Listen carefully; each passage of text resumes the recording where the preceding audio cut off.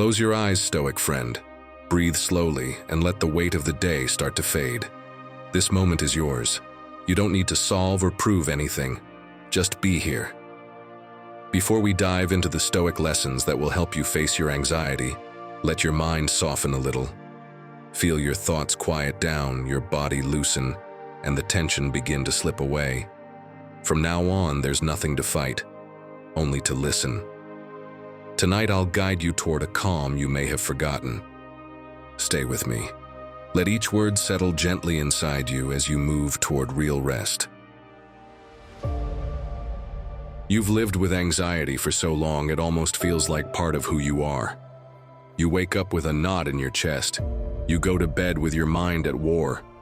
Your head won't shut up, your chest tightens, and the silence feels heavy. And the hardest part isn't even feeling all that. The hardest part is that they've made you believe this is normal, that it's part of growing up, of maturing, of enduring. But it's not. Anxiety is not your natural state. It's an alarm, a sign that something inside you needs urgent change. And today, we're going to talk exactly about that. In this video, I'm going to share 13 raw, direct, and transformative Stoic lessons. These aren't nice quotes or textbook theories. They're real tools that can help you break the cycle. Lessons that'll teach you how to calm your mind, take back control, and feel free on the inside again. Because when everything outside falls apart, the only thing that can save you is what you've built within. Stay with me because this time, you're not going to run from anxiety. This time, you're going to face it head on. And this time, you're going to win the battle. Before we begin, let me tell you Daniela's story. She's not famous, she didn't write a book, and she didn't quit her job to move to Bali. But if you've ever felt like your mind won't give you a break, this story might feel a little too familiar. Daniela worked as an interpreter in a hospital. Her job was to translate between doctors and foreign patients. At first glance, it looked like a noble, even beautiful job. But what no one saw was the emotional weight she carried home every day. Emergencies, serious diagnoses, final goodbyes, and her caught in the middle, acting as a channel for it all, without being allowed to get involved. She would come home with the feeling that something wasn't right, even if she couldn't explain what. She slept with her heart racing, woke up exhausted, her jaw clenched, her throat tight. During the day, she smiled, translated, got things done, but inside, she was cracking. One night after a particularly intense shift, she locked herself in the bathroom. She turned on the faucet to cover any sound and sat on the floor. She didn't cry. She just sat there, staring blankly, like her body was present but her mind had drifted somewhere else. And she wondered, without even saying it out loud, when was the last time I felt at peace? The worst part was, she had no answer. Daniela didn't have a terrible life. She had a job, friends, a small but cozy apartment, but everything felt heavy. Every message she received felt like a burden. Every simple decision seemed like a mountain. She was living on autopilot, but her soul was on high alert, like something could snap at any moment. One day while she was waiting in the hospital lounge, she saw an older man reading a book with a black cover. Curious, she leaned over a bit and managed to read the title, Meditations, Marcus Aurelius. She'd heard the name once or twice, but never paid attention to it. That same night, she looked it up online. She read a random quote. If it hurts inside, examine your way of thinking. Because it's not what happens, but how you interpret it that troubles you. It made her uncomfortable, like it was blaming her for what she felt. But at the same time, something inside her shifted. That quote was the beginning. She started reading one paragraph a night, then two. Then she underlined things, wrote notes in the margins, reflected. And slowly, without even noticing it, she started to recover an inner space she thought she'd lost. Daniela didn't quit her job. She didn't move to another city. She didn't become a wellness influencer. But she did something even more radical. She learned to observe her thoughts without letting them take over. When anxiety showed up, she didn't try to distract herself. She looked at it, felt it, And then, like Epictetus used to say, she asked herself, "Does this depend on me or not?" That one question saved her many times, in hallways full of chaos, in difficult conversations, in sleepless nights that showed up without warning. Today, Daniela still translates words, but she's also learned to translate herself. She no longer expects to always be okay. She only expects herself to be honest, to breathe, to write, to stop when she needs to, and to understand that, like Marcus Aurelius said, life is what your thoughts make of it. If you're also living in that constant state of tension, maybe you need to do what Daniela did. Not change everything, but start with something deeper. How you think, how you interpret things, how you choose to live each day. This video won't promise miracles, but it will give you 13 Stoic lessons that can help you take back control. And more importantly, peace. Because what you need most isn't to have fewer problems. It's to learn how to be at peace, even when nothing is calm. Shall we begin? Before we continue, if this content is bringing you value, consider subscribing and becoming an exclusive member to get access to unique perks. And tell us in the comments, what are you going to start doing differently today to reclaim your inner calm? What decision will you make quietly just for yourself? Or simply write, "I'm a Stoic. From today on, I'm the one taking control." That will be your commitment to yourself. 1. Breathe well to think better. Imagine you're in a wild river going rafting. The currents are dragging you with no control. You're slamming into rocks, swallowing water, just holding on however you can to avoid flipping over. That's exactly how your mind works when you're anxious. You don't even know how you got into that state, but there you are, with a tight chest, a clenched jaw, and your head spinning at 1,000 miles an hour. And the most dangerous thing isn't what's happening outside. It's how you react on the inside. That's how anxiety works. It hits you out of nowhere, without asking for permission, and pulls you under like that raging river. But my friend, there's a tool that can help you take the wheel again.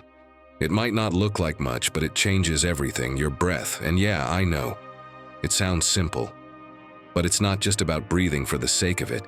It's about breathing well, with intention, with pause, with presence. Because when you control your breath, you start to control your anxiety. It's one of the simplest, most powerful ways to come back to center. Epictetus, one of Stoicism's greatest voices, made it crystal clear. The first rule is to keep a calm mind. Breathing well gives you that moment. It's choosing to respond with clarity instead of impulse. Now picture it, this freed slave walking through the streets of Rome, surrounded by noise, arguments, vendors shouting at him in the market, insults from arrogant citizens looking down on him. And how do you think he reacted? Do you think he shouted back, argued with everyone just to be right? No. Epictetus breathed. He paused. He observed his mind. And only then did he decide how to act. Learning to breathe isn't some trendy nonsense. Even if it sounds basic, it's one of the strongest tools you have to calm your mind when anxiety takes over. James Nestor, author of the book Breath, said it clearly. Changing how you breathe changes how you think, how you make decisions, and even how you experience fear. It's not just oxygen. It's a mental strategy. When you breathe fast and shallow, your body thinks you're in danger. But if you breathe slowly and deeply, you activate a biological signal that says, "It's okay, we're not at war." And that's when things start to shift. Your heart rate slows down, your muscles relax, and that urge to explode or run away deflates. Now picture this situation, just to see how proper breathing can wipe out anxiety in a second. You're in the kitchen. Your partner says they want to talk to you about something that happened a few days ago. You thought that was already settled, and suddenly, that discomfort starts building. Your stomach tightens, your heart races, your mind gears up for battle. Everything in you wants to respond, defend, shut it down. But what if instead you paused? Just 3 deep breaths. The difference is massive. Your body lowers its guard, your mind stops seeing the other person as a threat. And what you were about to say while shouting, now you say it while thinking. This isn't magic. It's practice. So, My friend, do you want to become a master of your breath? First, when you realize your anxiety is rising in the middle of a situation, don't try to fix anything right away. Just focus on observing your breath. Is it shallow? Fast? Don't change it. Just observe. That alone breaks the automatic pattern. Second, when you feel like you need to regain control, use the 4-7-8 technique. Inhale for 4 seconds, hold your breath for 7, and exhale slowly for 8. Do this 3 times before responding, before deciding, before reacting. You'll feel the difference. And now think about this. What if the bravest thing you could do wasn't to react, but to stay silent for just 3 more seconds? Sometimes breathing well isn't just a way to calm down. It's how you return to yourself, take back the reins, and start to recover your inner freedom. And when anxiety is gripping tight, that changes everything. 2. Don't hold it in. Write it down. My friend, let's be honest. You are not Google Drive. You don't have unlimited storage in your head. So why do you keep trying to store everything up there? What's worrying you? What you didn't say? What you should be doing? What you could have done better? Or what you might say someday? Your mind wasn't built to be a warehouse for stockpiled thoughts. And when you overload it, you don't get clarity.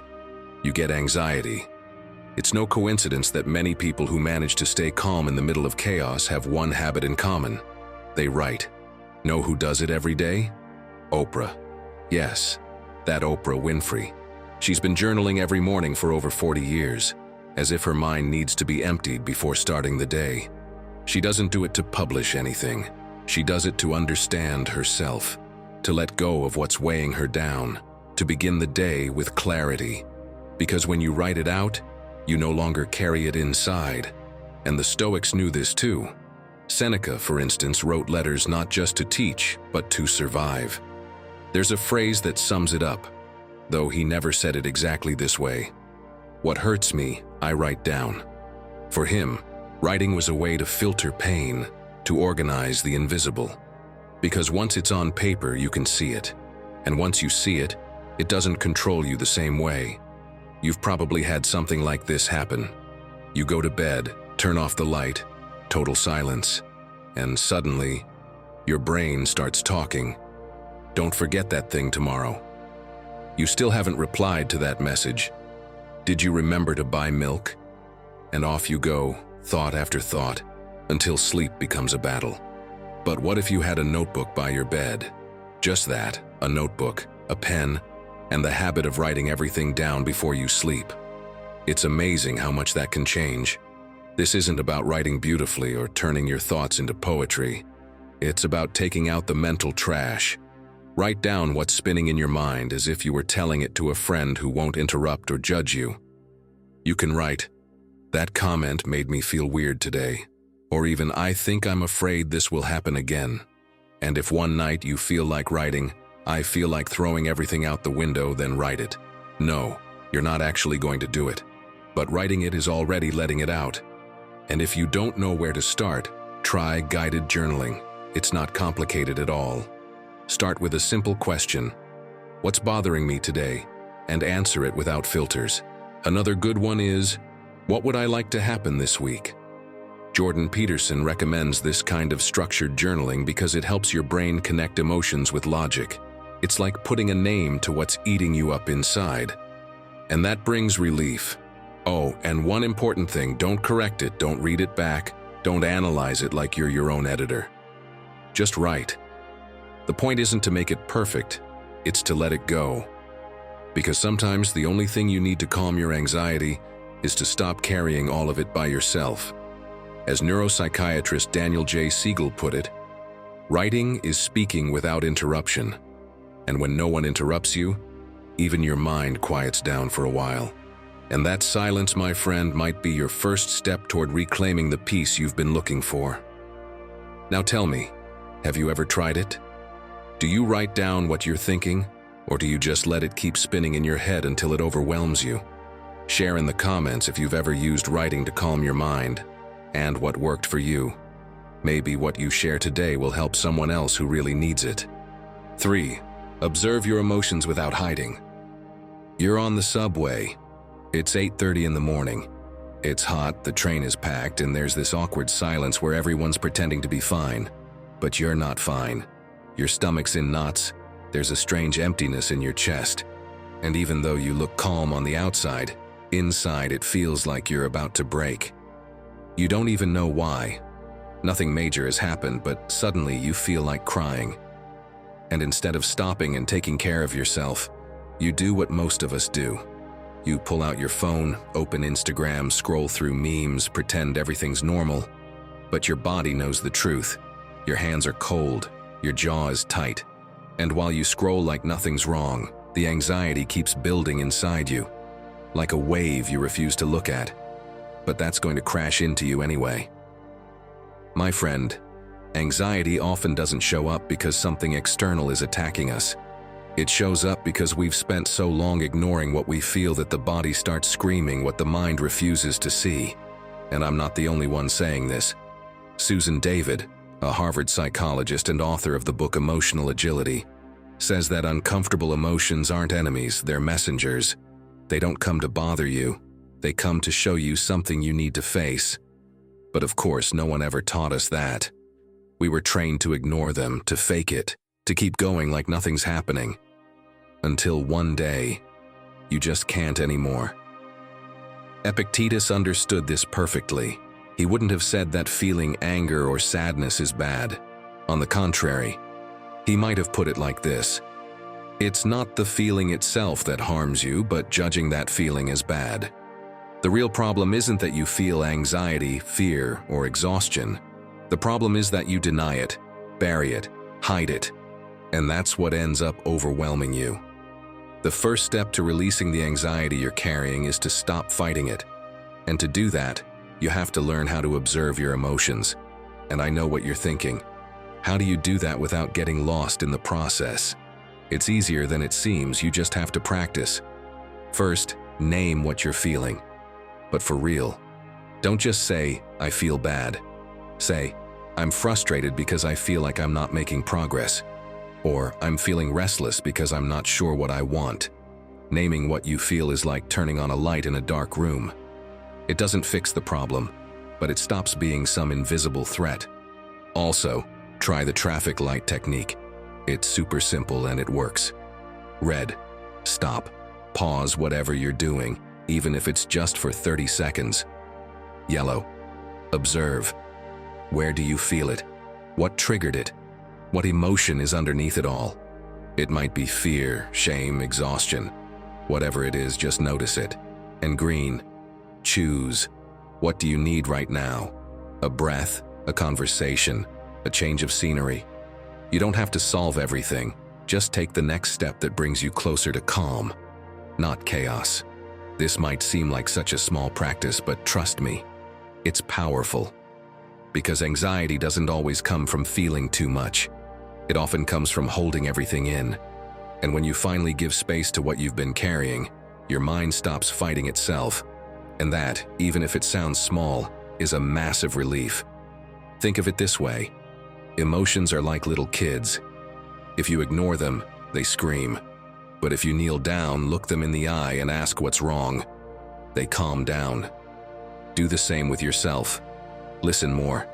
Because sometimes, what your anxiety is asking of you isn't to do more. It's to finally dare to feel.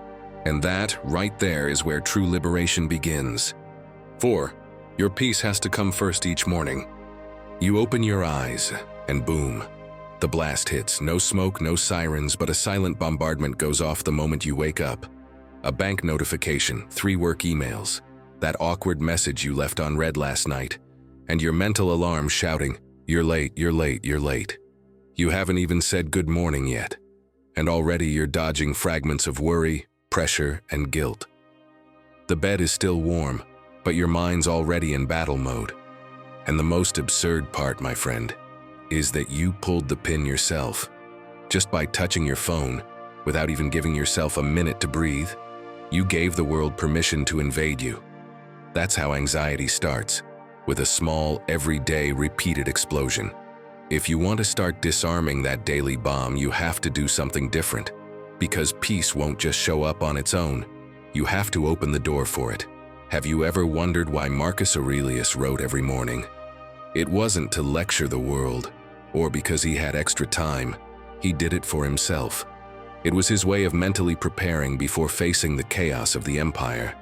In one of his reflections, he wrote, "Each morning remind yourself, today I'll face ingratitude, betrayal, arrogance." And no, that didn't depress him. It strengthened him. It reminded him that he couldn't control the world, but he could control how he responded to it. That's the key. When you decide how you want to live your day before the world decides it for you, anxiety loses its grip, because now it can't catch you off guard. You're already ready. We are not emperors today, but we do need to rule something just as important: our energy. British ex-soldier J. Alderton talks about the golden hour. According to him, the first 60 minutes of your day set the tone for your entire nervous system. If you start in reaction mode, your body goes straight into defense. But if you begin with intention, it gives you a huge advantage. Focus, patience, mental strength. And the best part is, you don't need a 2-hour morning routine. Just 5 minutes that are really yours. Picture it. A morning without rushing, without the weight of racing the clock, without that urgency pressing on your chest the second you open your eyes. You feel peace from the inside out, like your mind finally got a full night's sleep for the first time in weeks. There's no mental noise. It's just you, with yourself. You breathe slowly. You feel your body aligning with the day. You jot down what you need, and it's like every word frees up a thought you don't need to carry anymore. A deep calm takes over, almost like you're meditating in a villa in Bali, minus the mosquitoes, the humidity, and the need to request time off. And if you want to give it a try, here's a small challenge for tomorrow. First, don't look at your phone for the first 20 minutes. No social media, no emails, no messages.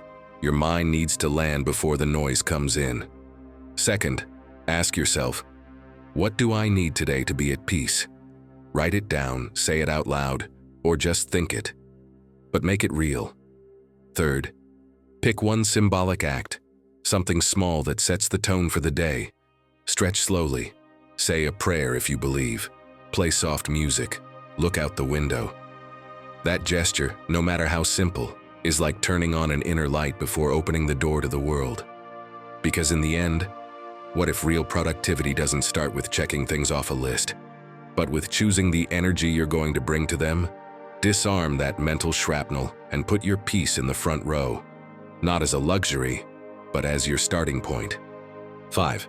Mentally prepare for the unexpected. There are days that seem totally normal, until they're not. You wake up with a clear idea of how it's all going to go, and then, boom, a message you didn't expect, a call that shifts your mood, bad news, a problem that wasn't on the agenda. And suddenly your body switches to high alert, your heart races, your mind starts running wild. What was a calm morning becomes a mental firestorm. Anxiety often doesn't come from the problem itself, but from the impact it has when you're not ready. Because what's unexpected doesn't just hurt, it throws you off. And if your mind isn't trained for that, it's easy to get swept away. This is something Julio de la Iglesia knows very well. Maybe you've seen him in a talk or online. But before he ever spoke about emotions, Julio was a bomb disposal expert. His job was to get closer to the things everyone else ran from. And believe it or not, his most powerful tool wasn't his protective suit. It was his mind. Before every mission, he would stop for a moment, breathe, ask himself what could go wrong. And in his head, he'd rehearse the chaos. Not out of obsession, but to show up ready. So that if something failed, his body wouldn't freeze in fear, but move into action. So anxiety wouldn't steal precious time. Because once you've already imagined the worst, you gain something extremely valuable: response time. And you don't need to face explosives to use this. We all have situations that shake us up: an uncomfortable meeting, an unexpected bill, a doctor's appointment that worries us. The difference between facing them with anxiety or with calm doesn't come from making them disappear. It comes from how you show up to that moment. The Stoics knew this well. They didn't wait for the hit to start thinking. They trained every day for what might come. Not because they were cold or detached, but because they understood something that you can use too. When your mind has already walked through hard scenarios, the unexpected loses its grip on you. So how can you prepare for the unexpected? Imagine you're hosting an important dinner at your place. Everything has to go right. The food, the vibe, nobody bringing up politics. And suddenly, anxiety kicks in. What if the lasagna burns? What if someone's late? What if the conversation goes awkwardly quiet? Ask yourself two key questions. What's the worst that could happen? And what would I do if it did? Just thinking through those answers already brings calm. Because you realize that even if something goes wrong, you can handle it. You're no longer trapped in panic, you're in control. Then imagine two plan Bs. You might never need them, but just having them in mind gives you flexibility. Knowing that things don't have to be perfect gives you space, and that space is freedom. And finally, every night before you go to sleep, mentally go over 3 things that could go wrong tomorrow. Not to scare yourself, but to show up armored, to stay steady if chaos comes, so the day doesn't break you before it begins. The Stoics were like firefighters of the mind. They didn't wait for the fire to find the hose. They already had it ready, and you can have it too. Because it's not about living in fear of disaster. It's about being on your feet if it does arrive, ready to act without letting anxiety take over. 6. Be careful how you talk to yourself. I always screw things up. I'm not good at this. Here we go again, what a mess. How did I not see this coming? Sound familiar? Probably does. And you don't just say these things once. You repeat them like they're absolute truth. You make a mistake, and your first instinct isn't to support yourself, it's to attack, as if the only way to get better were to beat yourself up. But let me ask you something, my friend. If a friend talked to you the way you talk to yourself when you fail, would you still be friends with them? Or better yet, if someone you can't stand spoke to you that way, would you put up with it? What you wouldn't accept from someone else, you allow from yourself, and that's the issue. That voice in your head isn't neutral. It doesn't just slip by unnoticed. That voice shapes your whole day. And if it's filled with pressure, judgment, and guilt, all it really does is trigger your anxiety. Because you end up living in threat mode, even when you're all alone. The Stoics understood this more deeply than you'd think. Epictetus once wrote, "First, say to yourself what you will be, then do what you have to do." He didn't say repeat insults or convince yourself you're not capable. He said define your direction. Let your inner voice guide you, not crush you.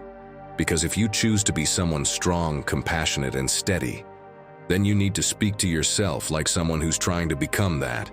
And yes, science backs this up too.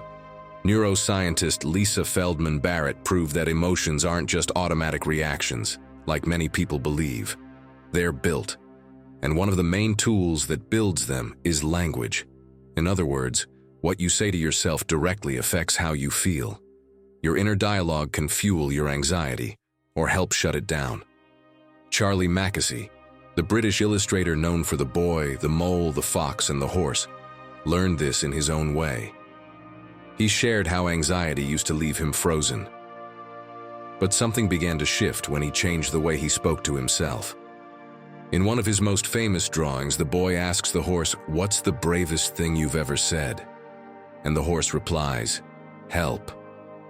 Sometimes treating yourself with compassion is the bravest thing you can do. Think about something every day. You're in a rush, you make a mistake, you take the wrong highway exit. Normally you'd snap, "You idiot," distracted again. But what if instead you said, "I'm stressed, and even so, I'm doing the best I can." Feels different, doesn't it? And better yet, it feels different. So here are 3 small shifts you can start making today to talk to yourself better. First, swap "I am" for "I feel." You're not anxious. You feel anxious. You're not a failure. You're going through a rough time. What you feel doesn't define who you are. Second, Every time you criticize yourself, add this phrase: "And even so, I'm learning." It's a way to remind yourself that messing up doesn't make you less worthy. Third, talk to yourself the way a coach who truly believes in you would. One who corrects without shaming, who encourages without demanding perfection, who sticks with you even when you fall. Because the voice you hear the most in your life is your own. So it better be one that helps you move forward, not one that keeps tripping you up. And if you truly want to get rid of anxiety, start right there, by talking to yourself like someone who deserves peace. Because you do. Now tell me, have you caught yourself speaking harshly to yourself lately? What's that phrase you keep repeating that you know isn't helping anymore? Share in the comments how you're going to start changing your inner voice, or simply write, "I speak to myself with calm," as a commitment to yourself. 7. Build a routine that gives you structure. Have you noticed how the days you start like a headless chicken usually end the same way? You rush through breakfast, answer messages while brushing your teeth, head out without even knowing where you're going. And by the end of the day, you're exhausted, scattered, not having done anything truly yours, with anxiety tap dancing on your chest. A lack of order doesn't just create chaos around you, it creates chaos inside too. Your mind needs structure, direction, something to anchor to. Because when everything is improvised, you don't know if you're running late or just completely lost. It's like trying to fit different sized balls into a container. If you throw them in without a plan, they won't fit. But if you organize them one by one, they all go in just fine. That's your day. That's your mind. A simple routine can be your best mental armor. It doesn't need to be perfect, long, or blog-worthy. It just needs to give you rhythm, a sense that something is in your control. And when your day has direction, anxiety doesn't have as much room to sneak in. Seneca said it clearly: "There's no favorable wind for the one who doesn't know where they're going." And he wasn't talking about a business plan. He meant knowing what you're doing with your time. A good routine isn't a whirlwind of activities. It's a steady discipline that gives you orientation. Do you know who Kendrick Lamar is? Besides being one of the most powerful artists of his generation, he's also spoken openly about his anxiety. And what helped him the most wasn't awards, fame, or motivational speeches.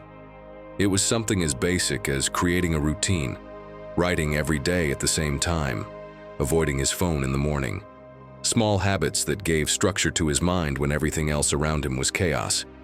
Because sometimes the simplest things are the ones that hold you up. And you can apply this too, even if you're not selling out stadiums. A routine can start like this.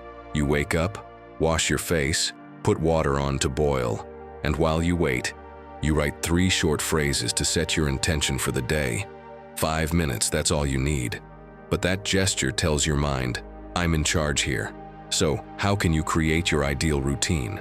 Ali Abdaal recommends using the minimum friction system. What does that mean? The key isn't to build the most impressive routine.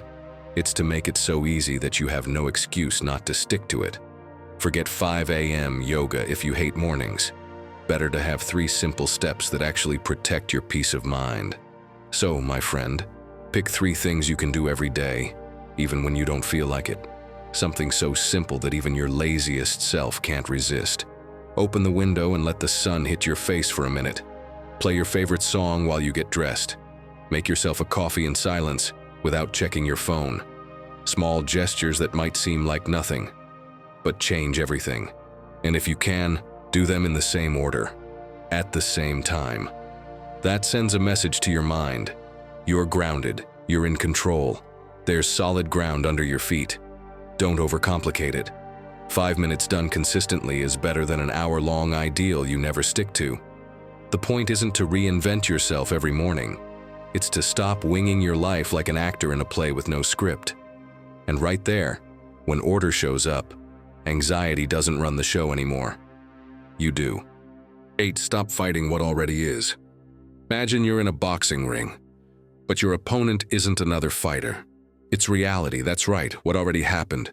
What didn't turn out the way you wanted. What you can't change right now. And there you are, Gloves on, sweating, swinging at the air, trying to knock down something that won't move. And the more you punch, the more exhausted you feel. That's anxiety. That invisible, constant, pointless fight. Marcus Aurelius put it with a clarity that can still save your mind today. Do not wish for things to happen as you want them. Wish for them to happen as they do, and you will be happy. It's not about giving up or resigning yourself. It's about no longer wasting your energy on battles that are already lost. Because accepting what is, that's not weakness, that's wisdom. Keep fighting the inevitable and all you'll do is feed your anxiety. Psychologist Nicole LePera calls this the controller syndrome. And no, it's not an insult. It's actually a pretty accurate description. It's that inner urge to make everything go exactly how you planned. The meeting starts on time. No one disagrees with you. Nothing unexpected happens. But life doesn't take orders. So every time something goes off script, you go on high alert. And that's where the mental exhaustion begins. You're constantly tense, trying to fix a world that doesn't belong to you. So, my friend, do you have that syndrome? Let's find out. Imagine you're stuck in traffic. You're late for an important meeting. You check the time every 30 seconds, tap the steering wheel, sigh like that's going to make the cars move. You tell yourself this can't be happening. Not today. And there it is. Your mind starts to spiral, your stomach tightens, the sweat kicks in. Boom. Anxiety hits hard.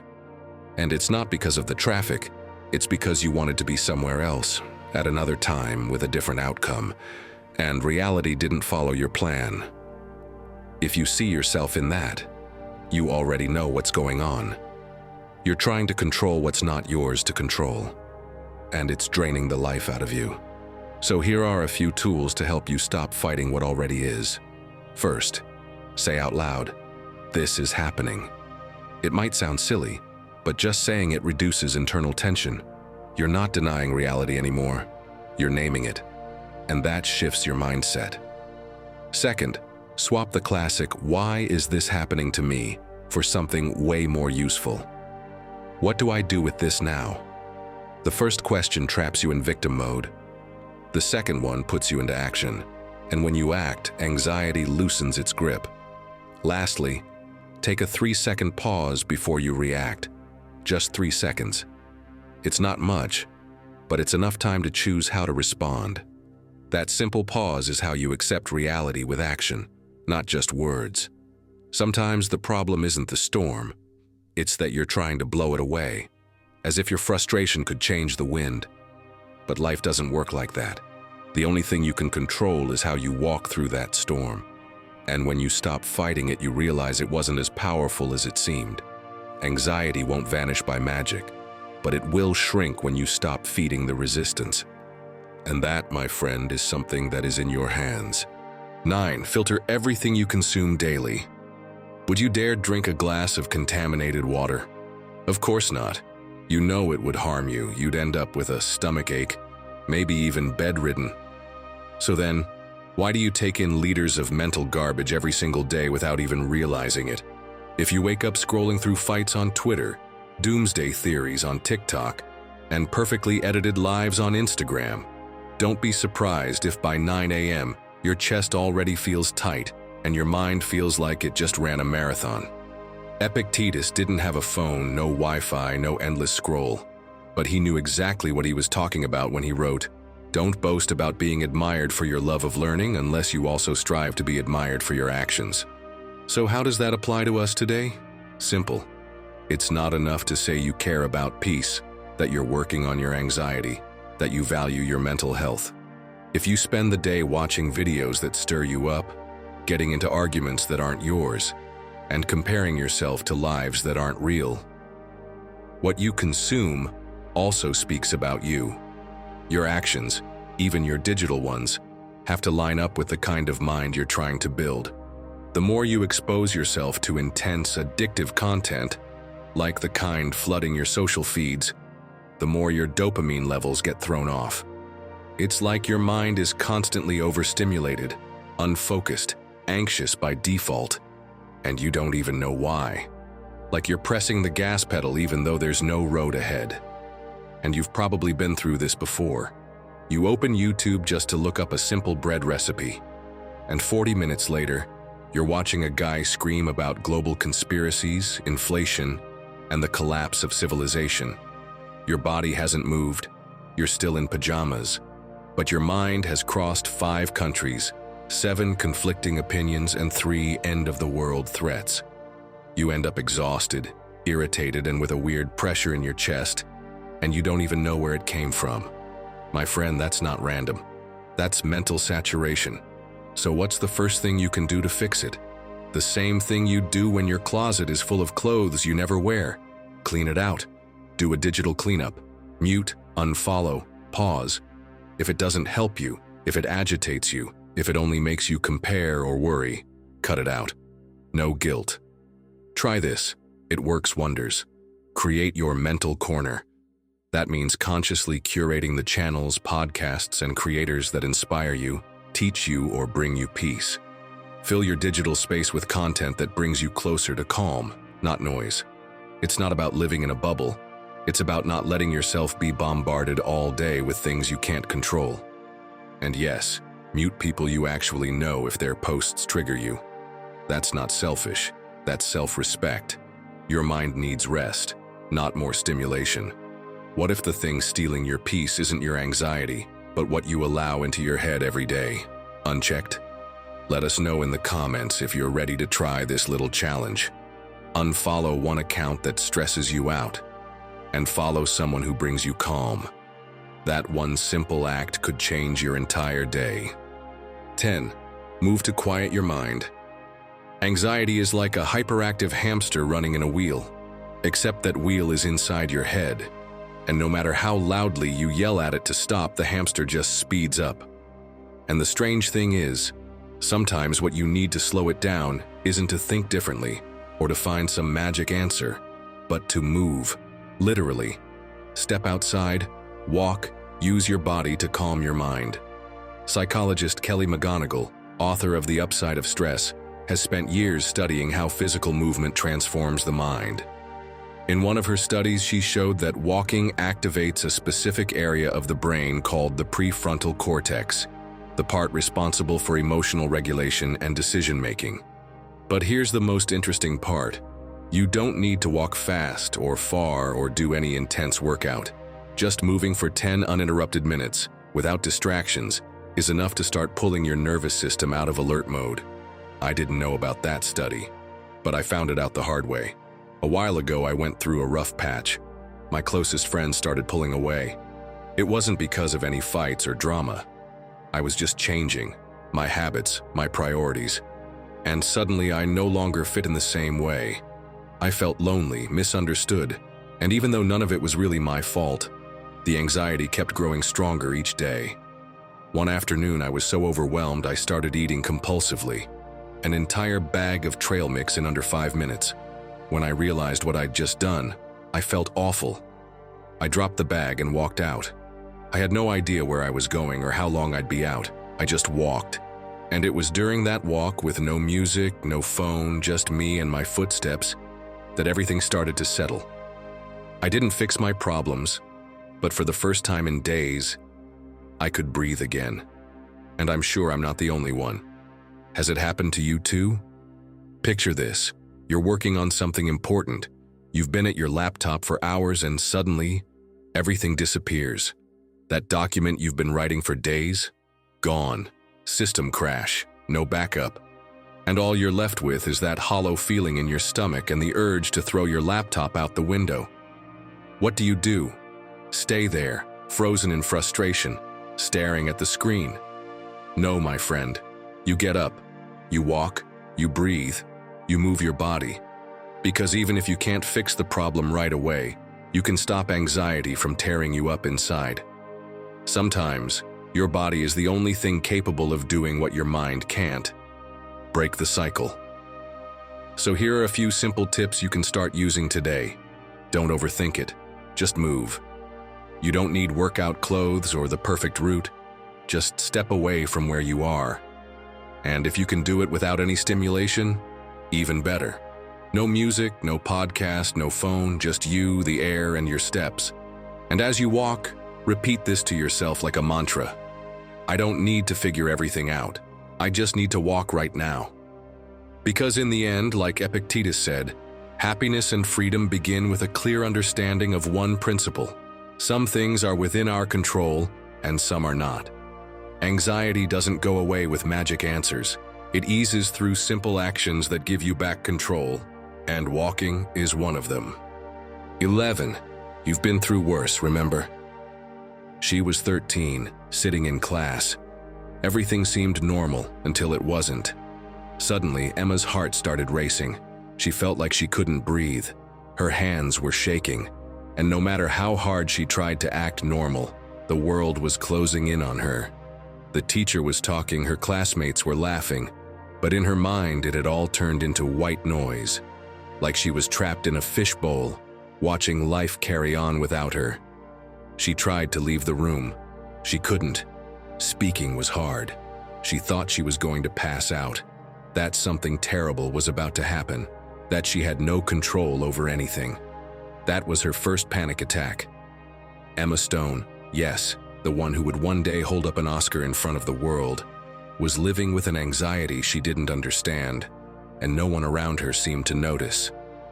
But the worst part wasn't the fear itself. It was the feeling that she wouldn't be able to handle it, that it would never go away, that it was simply too much for her. But it wasn't. One day, in the middle of one of those episodes, someone said something that stuck with her. You've been through this before, and you survived. And that changed everything.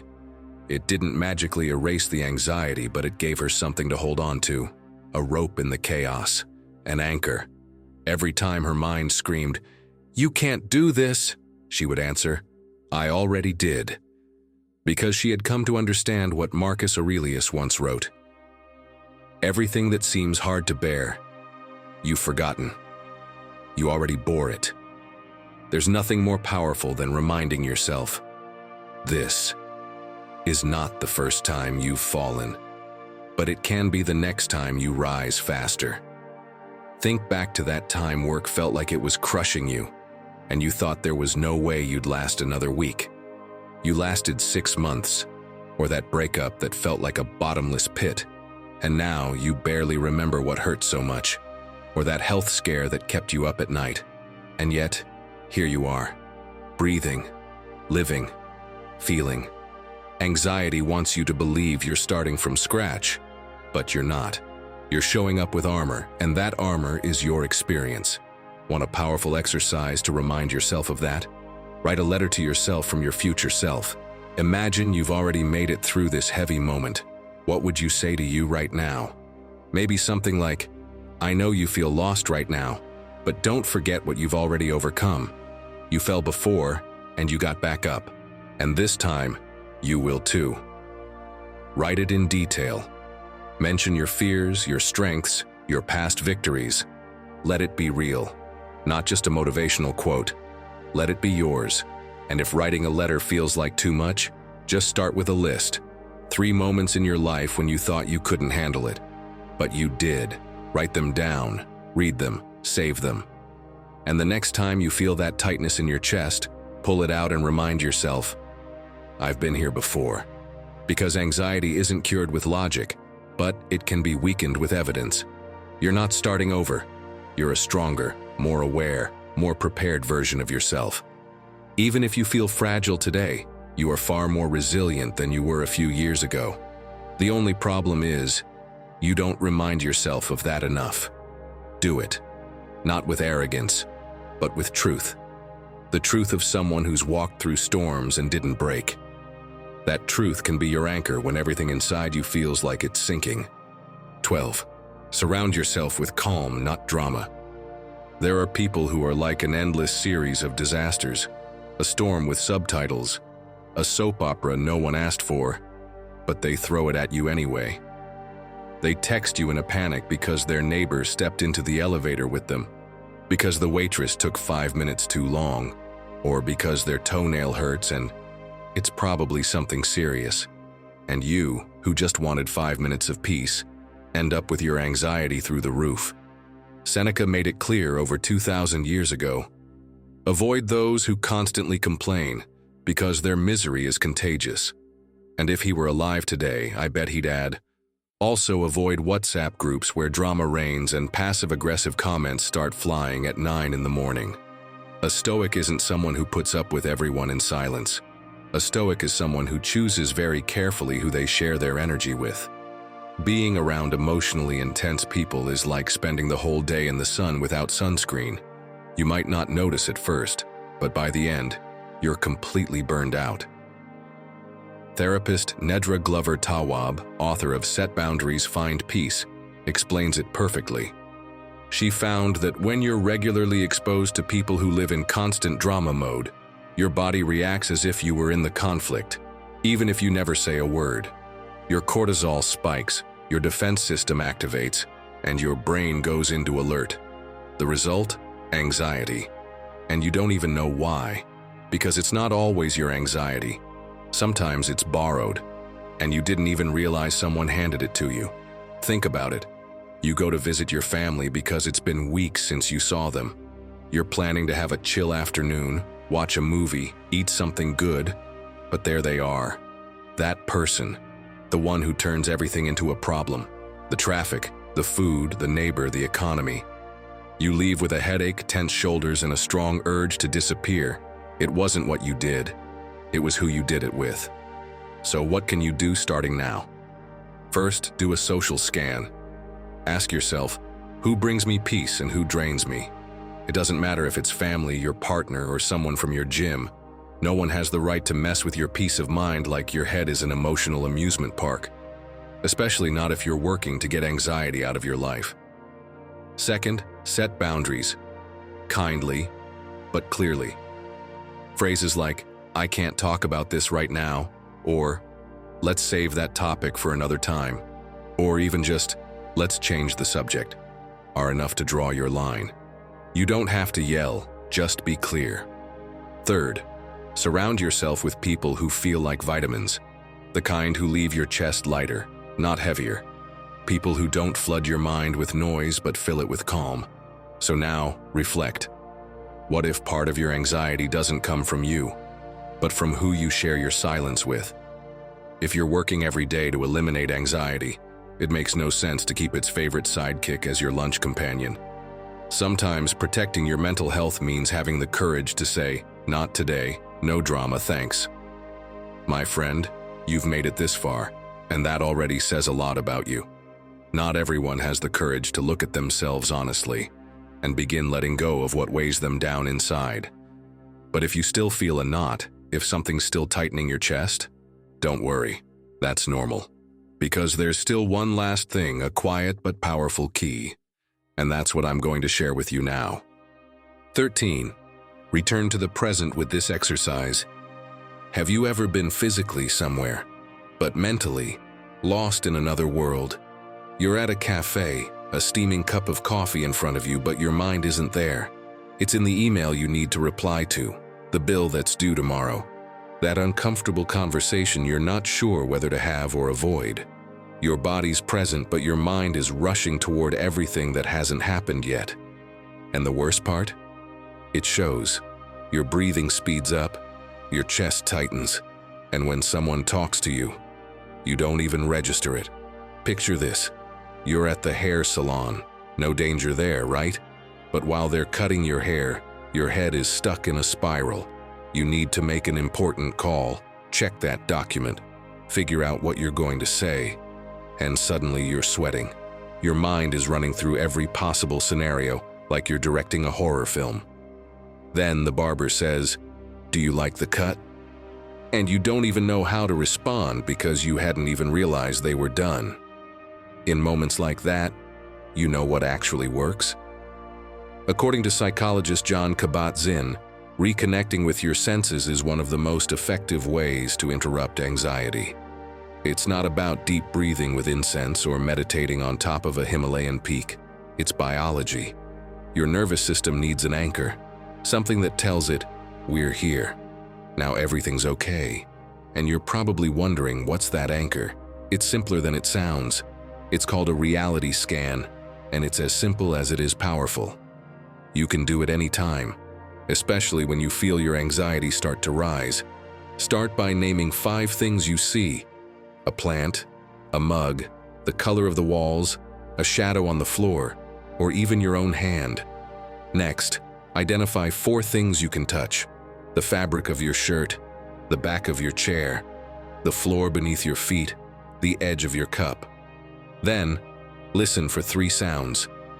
Maybe a buzzing appliance, a voice in the distance, the rustling of your clothes. Now, notice 2 smells. Maybe the scent of coffee, the soap you used earlier, or just the air around you. Finally, name 1 thing you're grateful for in this moment. Just 1, but make it real. Being alive, having time, making it this far. This exercise forces your brain to step out of the future, to let go of panic over what might happen, and return to the only place you're actually safe, the present. It's like putting the brakes on that anxious hamster sprinting in your mind. It won't fix everything in an instant, but it gives you a pause. And sometimes that pause is all you need to make better decisions. My friend, if you truly want to live like a Stoic, don't forget what Marcus Aurelius wrote. Confine yourself to the present. That wasn't poetry, it was survival. Because when it all feels too much, when you think you can't take another step, you don't need to predict the future. You just need to stay here, breathing, noticing, being. Now you know, try this the next time your mind takes off running, and watch how the anxiety leaves just as quickly as it came. Eliminating anxiety isn't a matter of luck or of everything around you suddenly calming down. It's a daily practice. It's choosing, every morning, to come back to your center before the world tries to take it from you. It's paying attention to what you consume, how you breathe, what you say to yourself, and who you share your energy with. Every small action matters, because peace isn't something you find, it's something you build. And when you choose to work on yourself with consistency, with courage, and with intention, that anxiety that used to rule over you starts losing its power. If you've made it this far, drop a comment saying, "I choose to live in calm with Stoic courage." If you've made it this far, you're already closer to real calm. Stay with me a little longer. The next step matters even more. You've seen how anxiety breaks you from within. Now it's time to see how the mind quietly harms you without warning. What comes next will help you take back control. Breathe, stay here, and let the next lessons guide you toward a clearer, freer mind. Do you feel like your mind never stops? That you think, and think, but you're still stuck in the same place? Doubt holds you back, fear torments you, and anxiety traps you in a prison that exists only inside your head. And the worst part? You don't even realize it. You're caught in a dark hole of thoughts you can't control. But tell me, until when? Don't you think it's time to stop suffering? To take back control before it's too late? Most people don't realize that their worst enemy isn't out there. It's inside their own mind, and without noticing, they become prisoners of their own thoughts. But it doesn't have to be this way. In this video, I'll show you how Stoicism can help you regain control, silence that voice holding you back, and take charge of your life again. Because here's a secret. If you don't master your mind will destroy you. So stay with me until the end, and I'll give you the keys to that dark cell you're trapped in, an invisible prison you locked yourself in, and the only one who can set you free is you.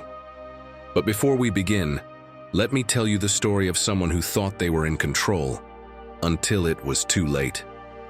Lorenzo woke up with a jolt. He couldn't move. His body was completely paralyzed, but his mind was wide awake. He tried again. Nothing. His arms, his legs, his mouth.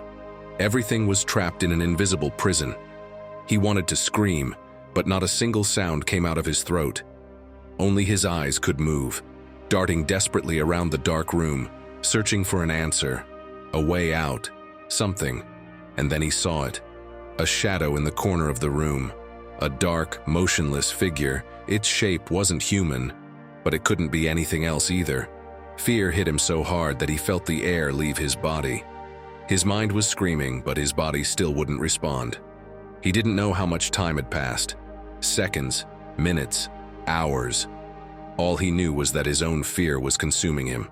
Then, suddenly, the shadow moved, and the moment it did, his body snapped into action. He shot up, gasping for air as if he had almost drowned. He looked around. There was nothing. The room was empty. It had been an episode of sleep paralysis, something many people experience at least once in their lives. But for Lorenzo, it was a revelation. Because in those seconds of absolute terror, he realized something he had never wanted to admit. It wasn't the shadow that had terrified him. It was his own mind. The way it had created a monster out of nothing. The way it had filled the emptiness with his worst fears. The way he had felt on the verge of death, despite the fact that nothing real was attacking him, just because of what his brain had made him believe. And in that moment he understood. He had been paralyzed his entire life. Not his body, his mind. For years he had been trapped in a cage of his own making. He had held himself back, limited himself, drowned in doubts and fears, and no one had forced him to. Because he didn't need a real monster to be terrified. His mind was already his worst enemy. That was when he remembered a phrase he had once read. We suffer more in imagination than in reality. Seneca's words hit him like thunder, because they were true. His entire life he had been fighting shadows that didn't exist. And tell me, how many times have you done the same? How many times has your mind paralyzed you with fears that never actually happened? How many times have you seen monsters in the darkness that only existed inside your head? Because today is the day everything changes.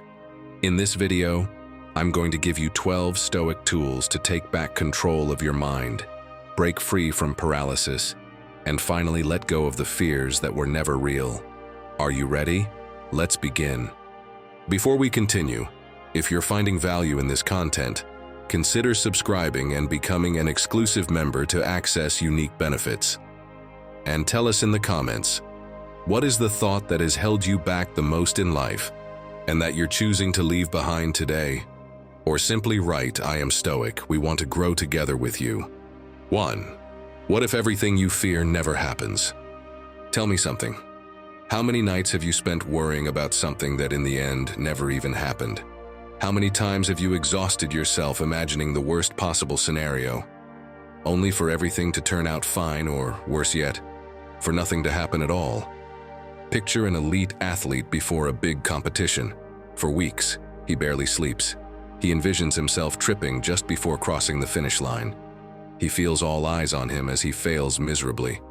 It's so vivid in his mind that it's as if he is already lost. But when race day arrives, none of that happens. He runs as he always does, gives his best, and to his surprise, everything goes well.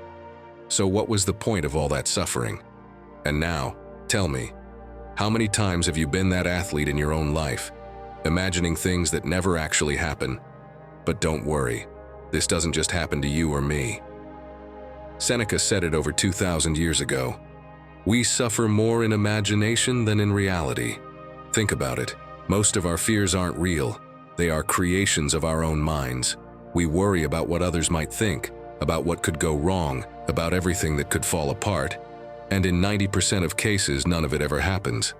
It's as if our mind is a horror movie screenwriter, a writer obsessed with crafting the worst possible scenarios, placing obstacles that don't even exist, making us feel like something terrible is just around the corner.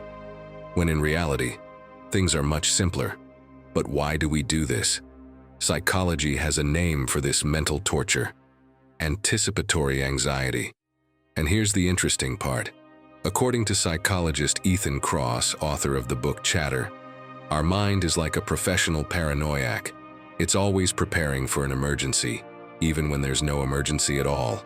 Why? Because the brain believes that if it imagines the worst possible scenario, it will be better prepared. It's like having a personal assistant constantly whispering, hey, be ready, because something horrible might happen today. And when nothing happens, it doesn't even apologize, it just keeps inventing new disasters. And there you are, mentally draining yourself over things that never even happened. over and over again. I'm sure it has happened to you before. You check your phone and see that someone is taking too long to reply to your message. Your mind starts racing. Are they upset? Did I say something wrong? They probably can't stand me anymore. Hours later, they finally respond, "Sorry, I was at the gym." And just like that, you realize you wasted all that energy stressing over something that never even existed. The question is, how many more times are you going to keep doing this? My friend, if you want to take back control of your mind, the first thing you need to do is break this cycle of unnecessary suffering. Look at Marcus Aurelius. When his mind overwhelmed him with negative thoughts, he would ask himself a simple yet powerful question. Does this really matter? Will this still be important a year from now? Think about it. What's worrying you right now? Will it matter 12 months from now? Or 5 years from now? If the answer is no, then it's not worth wasting another minute dwelling on it. And if the answer is yes, then instead of worrying, do something about it. Because here's the key. Worrying changes nothing. Only action changes things. So the next time your mind starts writing another chapter of its horror movie, stop, breathe. Ask yourself, is this really a problem? Or is my mind just playing tricks on me? It's time to do something different, to stop imagining disasters and start building realities, to use your energy to move forward instead of wasting it on battles that never actually happen. Because life doesn't wait for you to free yourself from your fears, but it does give you the opportunity to do so in every decision you make. 2. What you feed grows. Your mind is like an algorithm. Whatever you give it, it multiplies and gives back to you. If you feed it fear, it will return even more reasons to be afraid. If you fill it with negativity, it will show you problems everywhere. It's a cycle you don't even notice until it has already trapped you. And here, I want to tell you about someone I know well. A few years ago, a friend of mine decided to plant a lemon tree in his garden. He took care of it diligently, watering it and protecting it from the cold. But one day he started neglecting it. At first, it seemed like nothing was happening. A week without water, then 2. It's fine, it's strong, it will survive, he thought. But what he couldn't see was that beneath the soil, the roots were weakening. By the time he finally tried to save it with a flood of water and nutrients, it was already too late. He had fed neglect, and neglect ended up drying out the tree. Now tell me, don't we do the same with our minds? If you fill it with complaints, hopelessness, and fear, that's exactly what will grow inside you. Think about this. If every day you tell yourself that nothing ever goes right, that everything is difficult, that life is unfair, what do you expect to happen? That suddenly everything changes by magic? That one day you wake up and the world smiles at you, even though you've spent years training your mind to see only the bad? No, of course not. If you water negativity, don't expect to harvest peace. If every time you fail, you think, I'm a disaster. If every obstacle makes you say, this is impossible. If every problem reinforces the belief that everything always goes wrong for me, then, my friend, what you're doing is programming yourself to fail before you even start. What you feed grows. And if you keep feeding your worst enemy, don't expect it to ever give you anything good in return. And this isn't about magic or just putting an inspiring quote on your wallpaper and forgetting about it. Science explains it clearly. If there's one book you should read about this, it's The Power of Positive Thinking by Norman Vincent Peale. And no, it's not one of those books that say, just think happy thoughts and everything will be fine. What Peale explains is much deeper. Your mind believes everything you repeatedly tell it. If every day you say, I'm not good enough, guess what? Your brain will take it as a fact and start acting accordingly. And the same happens the other way around. If you start focusing on what you can improve, on what you can do, little by little your perspective on life will change. It's not magic. It's simply how the brain works. But I know you want to change and take back control of your mind. So I'm going to tell you something that could make all the difference. The happiness of your life depends on the quality of your thoughts. And no, that's not my quote. It's from Marcus Aurelius. But listen carefully, because this idea isn't something to read and forget. Tattoo it in your mind. You don't need to ink it on your skin, but you do need to imprint it in your thoughts. Write it down, stick it on your wall, set it as your wallpaper if necessary. I have it printed on my board and read it every day. Because when a worry hits me, when my mind tries to drift toward the negative, that phrase reminds me that I always have a choice: to feed the complaint or to train my mind to look for solutions, opportunities, and lessons. And you, how can you apply this in your life? First, identify what you're feeding. You can't change what you don't notice. So the next time you catch yourself stuck in a loop of negative thoughts, pause. Ask yourself, is this helping me or is it just dragging me down further? Second, change your inner dialogue. This isn't about repeating empty affirmations. It's about rewriting the things you tell yourself every day. Instead of, I can't, try, I'm going to try and I'll learn in the process. It may seem simple, but your mind acts according to what you tell it. Third, choose better what you consume. If you spend your days surrounded by catastrophic news, social media full of complaints, and people who only see problems, what do you think will happen in your mind? Exactly, the same thing. Start filtering what you allow into your head. So tell me, my friend, what are you planting in your mind? Because if you plant thorns, don't expect to harvest flowers. And most importantly, if you want to take back control of your life, start by taking back control of your thoughts. Only you decide what to feed. 3. If it doesn't serve you, let it go. They say a good farmer knows that to have a plentiful harvest, they must take care of the soil. But imagine one who does the opposite. One day, a farmer set out at dawn with his mule, ready to collect what he had sown. But along the way, he saw a large rock and thought, I might need this for something. He loaded it onto his cart and kept going. Further ahead, he found a dry log and said to himself, this might come in handy in the future. So he threw that in too. Then he saw an old broken plow by the side of the road and thought, you never know, better keep it. And when he finally tried to load his sack of wheat, the fruit of his hard work, what do you think happened? There was no room for it. He had filled his cart with so many useless things that there was no space left for what truly mattered. Now tell me, how many times have you done the same with your mind?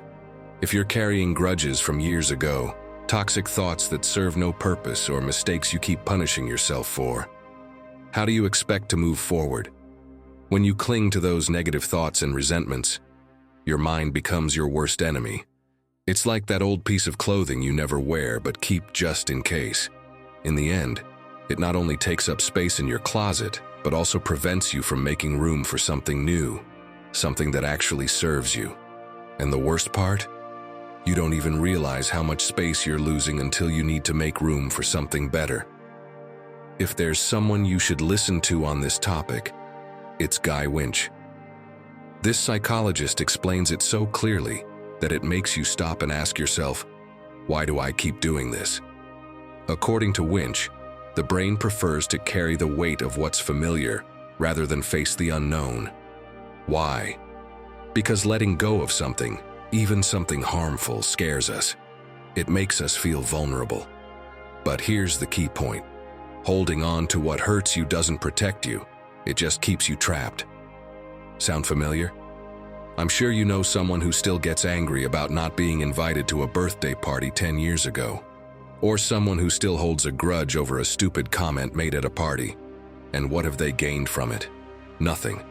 Just unnecessary baggage. And here's the truth. Letting go doesn't mean forgetting. It means freeing yourself. If something is still weighing on you after all this time, if you keep replaying a mistake, a betrayal, or a bad decision, ask yourself, is it really worth carrying this any longer?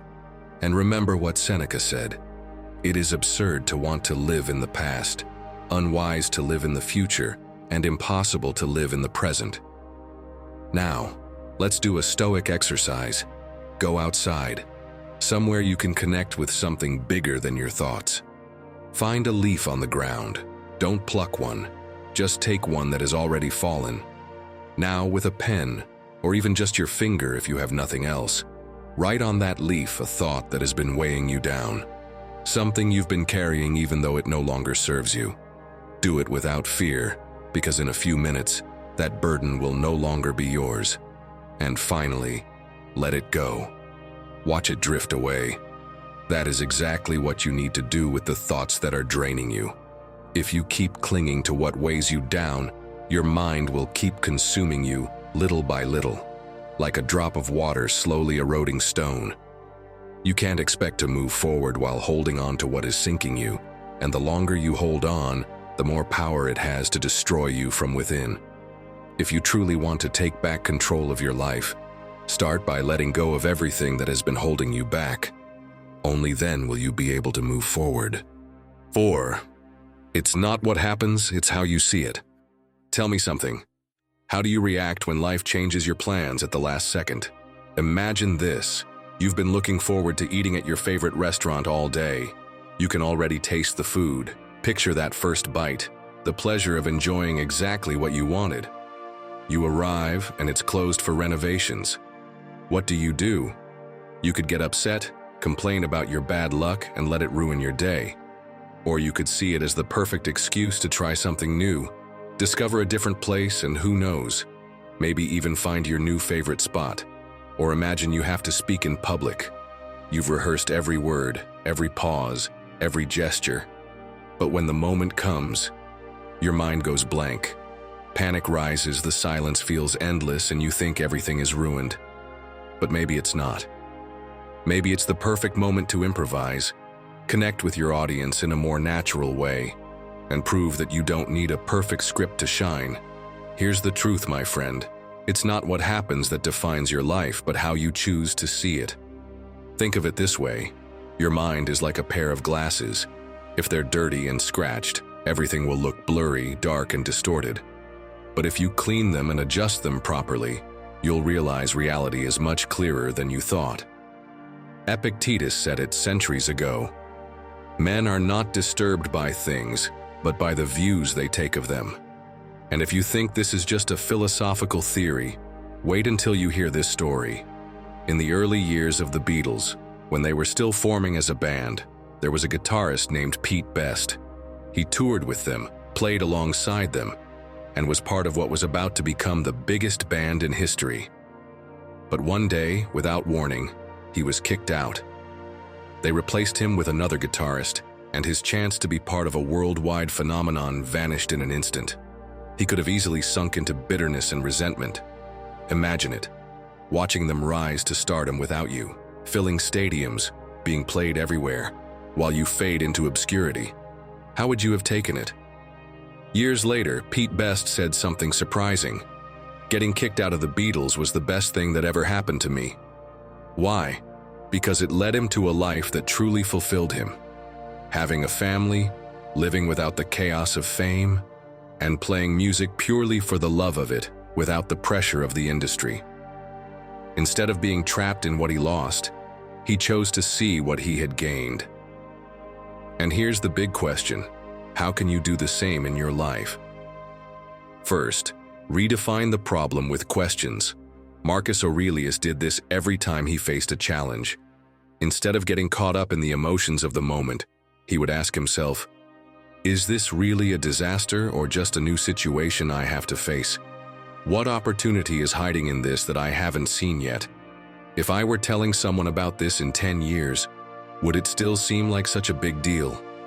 Second, use the observer exercise. When you feel stuck in a problem, step out of your own head for a moment and look at it as if it were happening to someone else. What would you say? What advice would you give if your best friend were going through this instead of you? Because, interestingly, when we look at problems from the outside, everything seems simpler. Chaos becomes order, emotions settle, and solutions appear. So, my friend, the next time you feel like the world is against you, remember this. You can't control everything that happens, but you can decide how you see it. And that's the difference between letting your mind destroy you or taking control of your life. 5. Your energy is a limited resource. Imagine you have to cross a desert with a single bottle of water. You know it's the only thing that will keep you alive, so you should use it wisely, right? But instead of drinking it when you truly need it, you start wasting it on pointless things, splashing your face because it's hot, cleaning the dust off your shoes, watering a dried-up plant along the way. And when you finally feel real thirst, you realize the bottle is empty. That's exactly how your mental energy works. It's not infinite. If you waste it on things that don't serve you when you truly need it, there will be nothing left. Look around. People draining their energy in pointless arguments on social media, fighting with strangers over topics that don't even affect their lives, reacting with anger, trying to win a debate that won't change anything. And the worst part? They don't even realize what they're losing. Marcus Aurelius understood this well.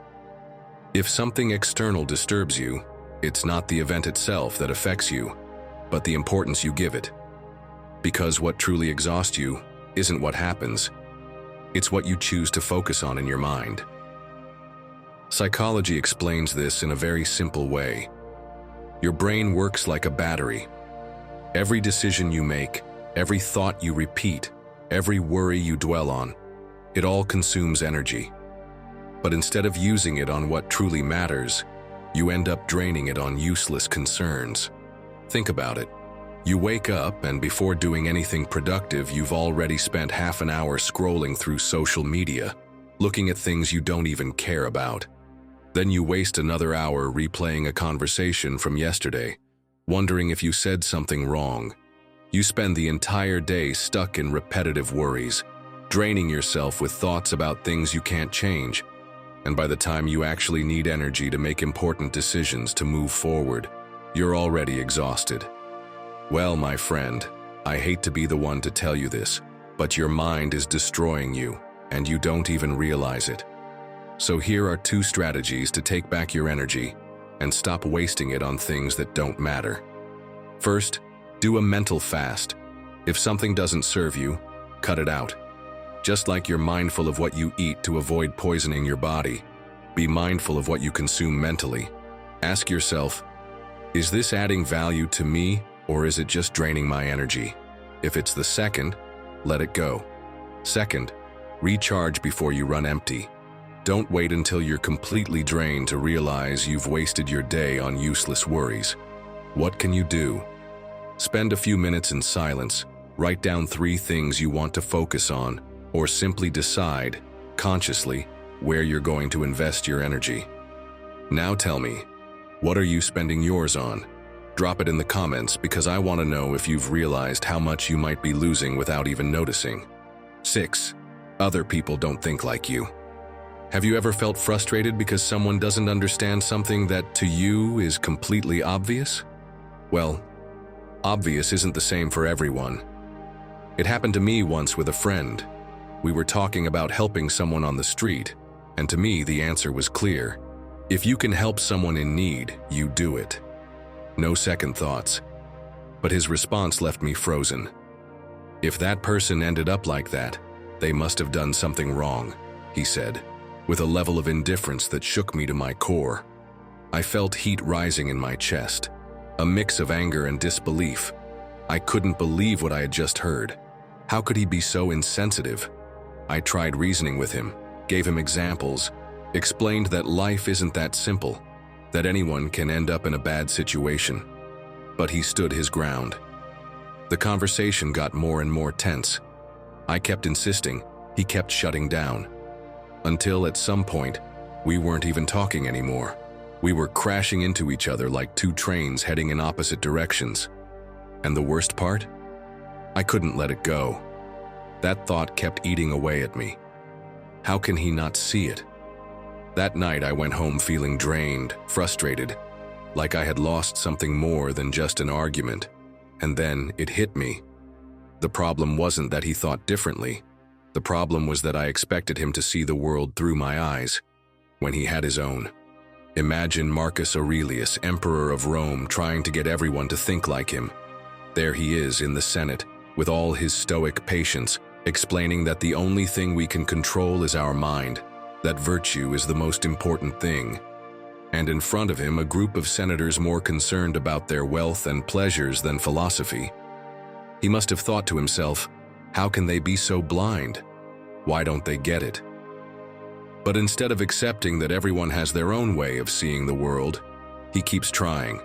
So day after day, he continues explaining Stoic principles, convinced that, at some point, they'll all understand. But of course, reality is different.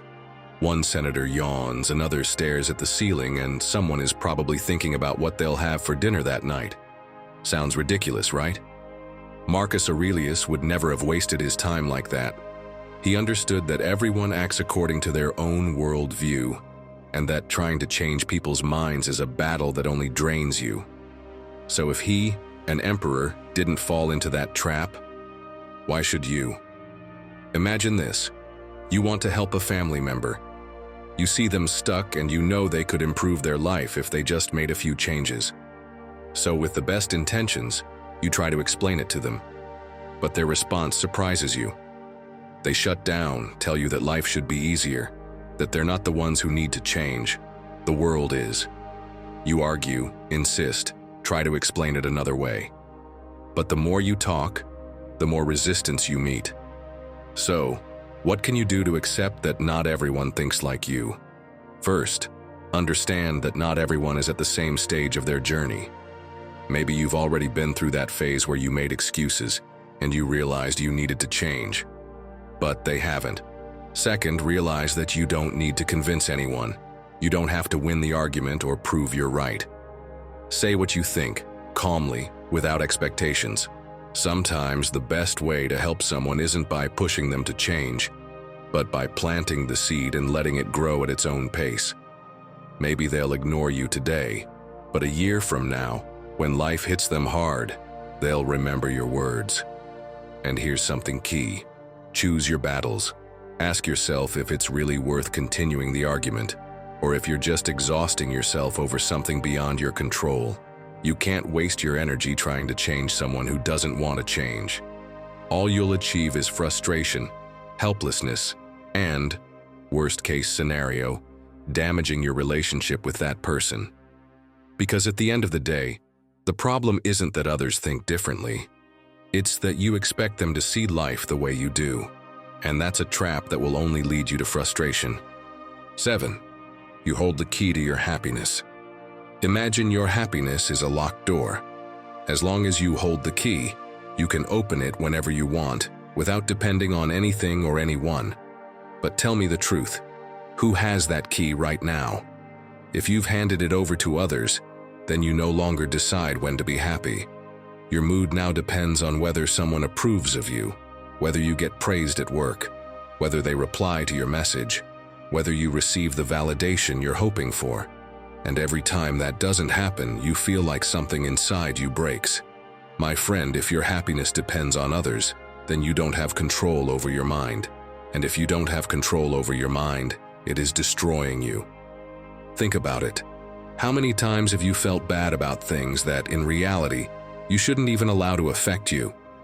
You buy something new, but if no one compliments you, you start to doubt yourself.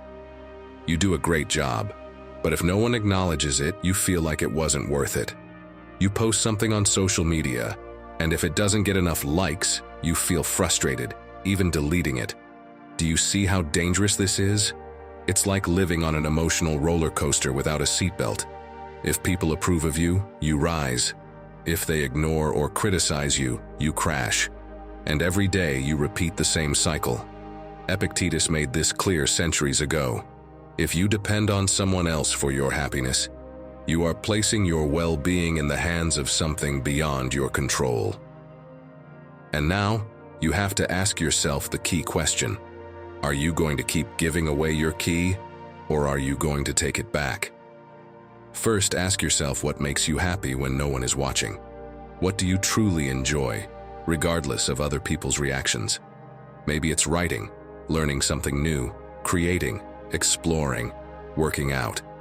Make a list of everything that fulfills you without needing external validation. Then, act without waiting for applause. Want to dress differently? Do it. Want to travel alone? Go. Want to start something that excites you? Start. Every time you make a decision for yourself without depending on how others react, you're taking back your key. So tell me, my friend, are you still waiting for someone else to open the door? Or have you already started looking for your key? 8. Are you falling into the comparison trap? Be honest with yourself.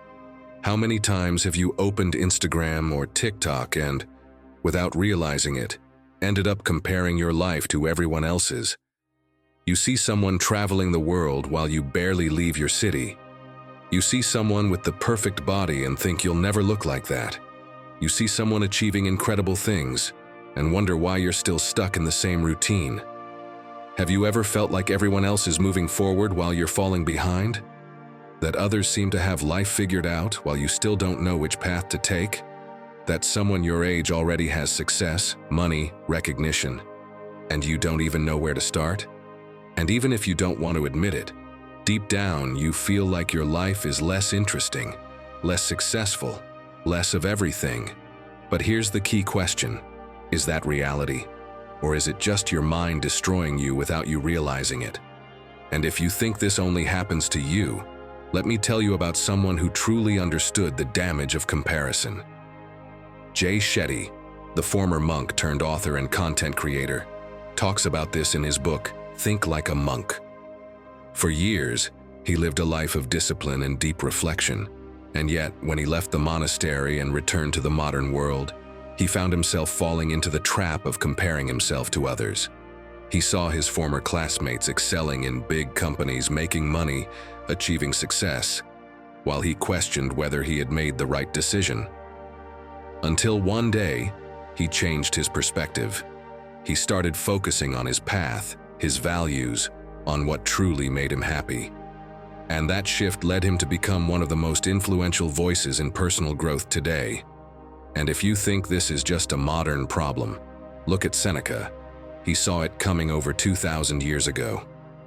In his letters to Lucilius, he wrote about how senators and aristocrats were obsessed with proving who had the biggest house, the most extravagant banquets, the finest robes.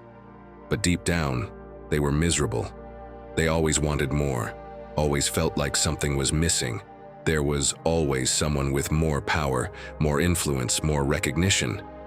If Seneca had Instagram, he would probably post a story every morning saying, "Stop comparing yourself. Happiness isn't found in likes or luxury."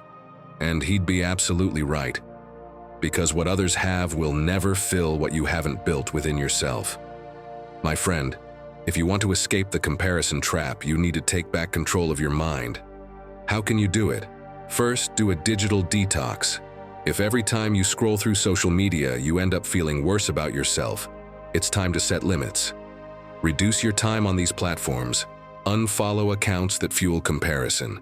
And remember, what you see there isn't real life. It's an edited and filtered version of reality. Second, make a list of the good things you already have in your life. Instead of focusing on what you think you lack, take a moment to recognize everything you do have. Write down 3 things you're grateful for every day. Over time, this will train your mind to focus more on abundance than on scarcity.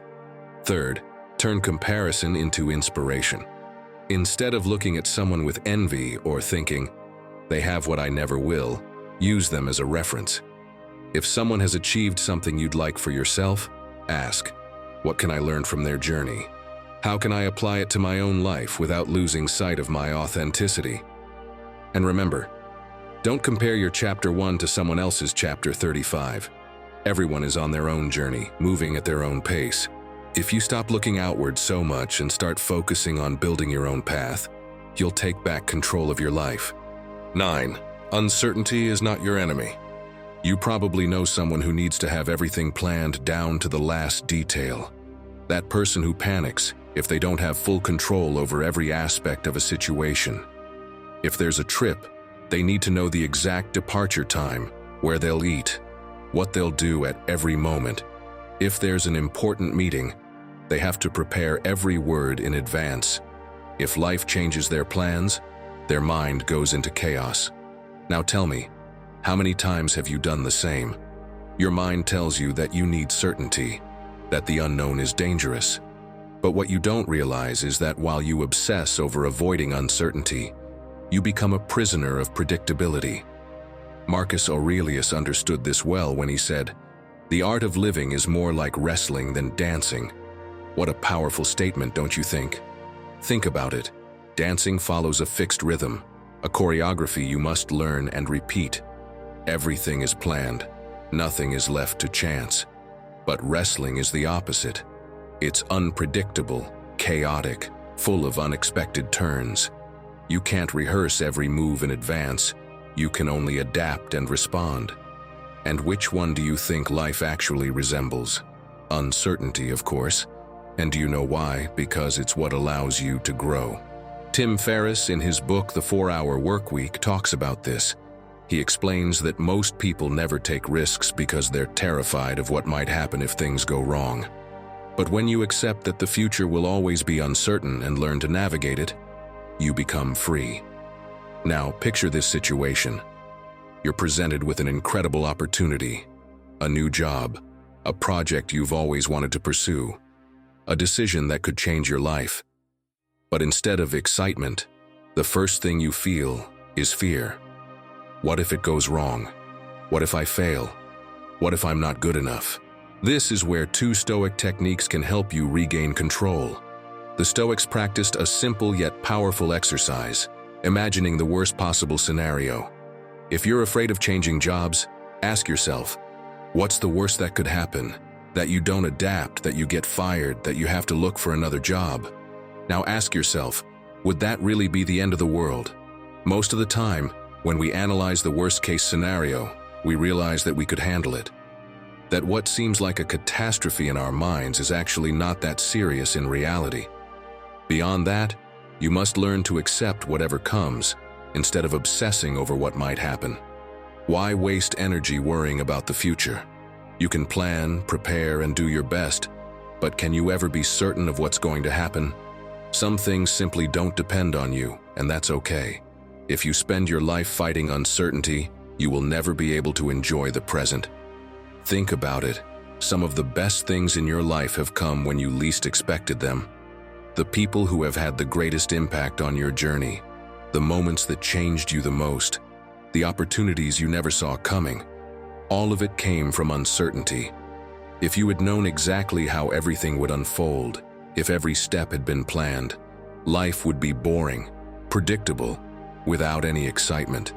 And thank goodness it doesn't work that way. So instead of resisting the unknown, use it to your advantage.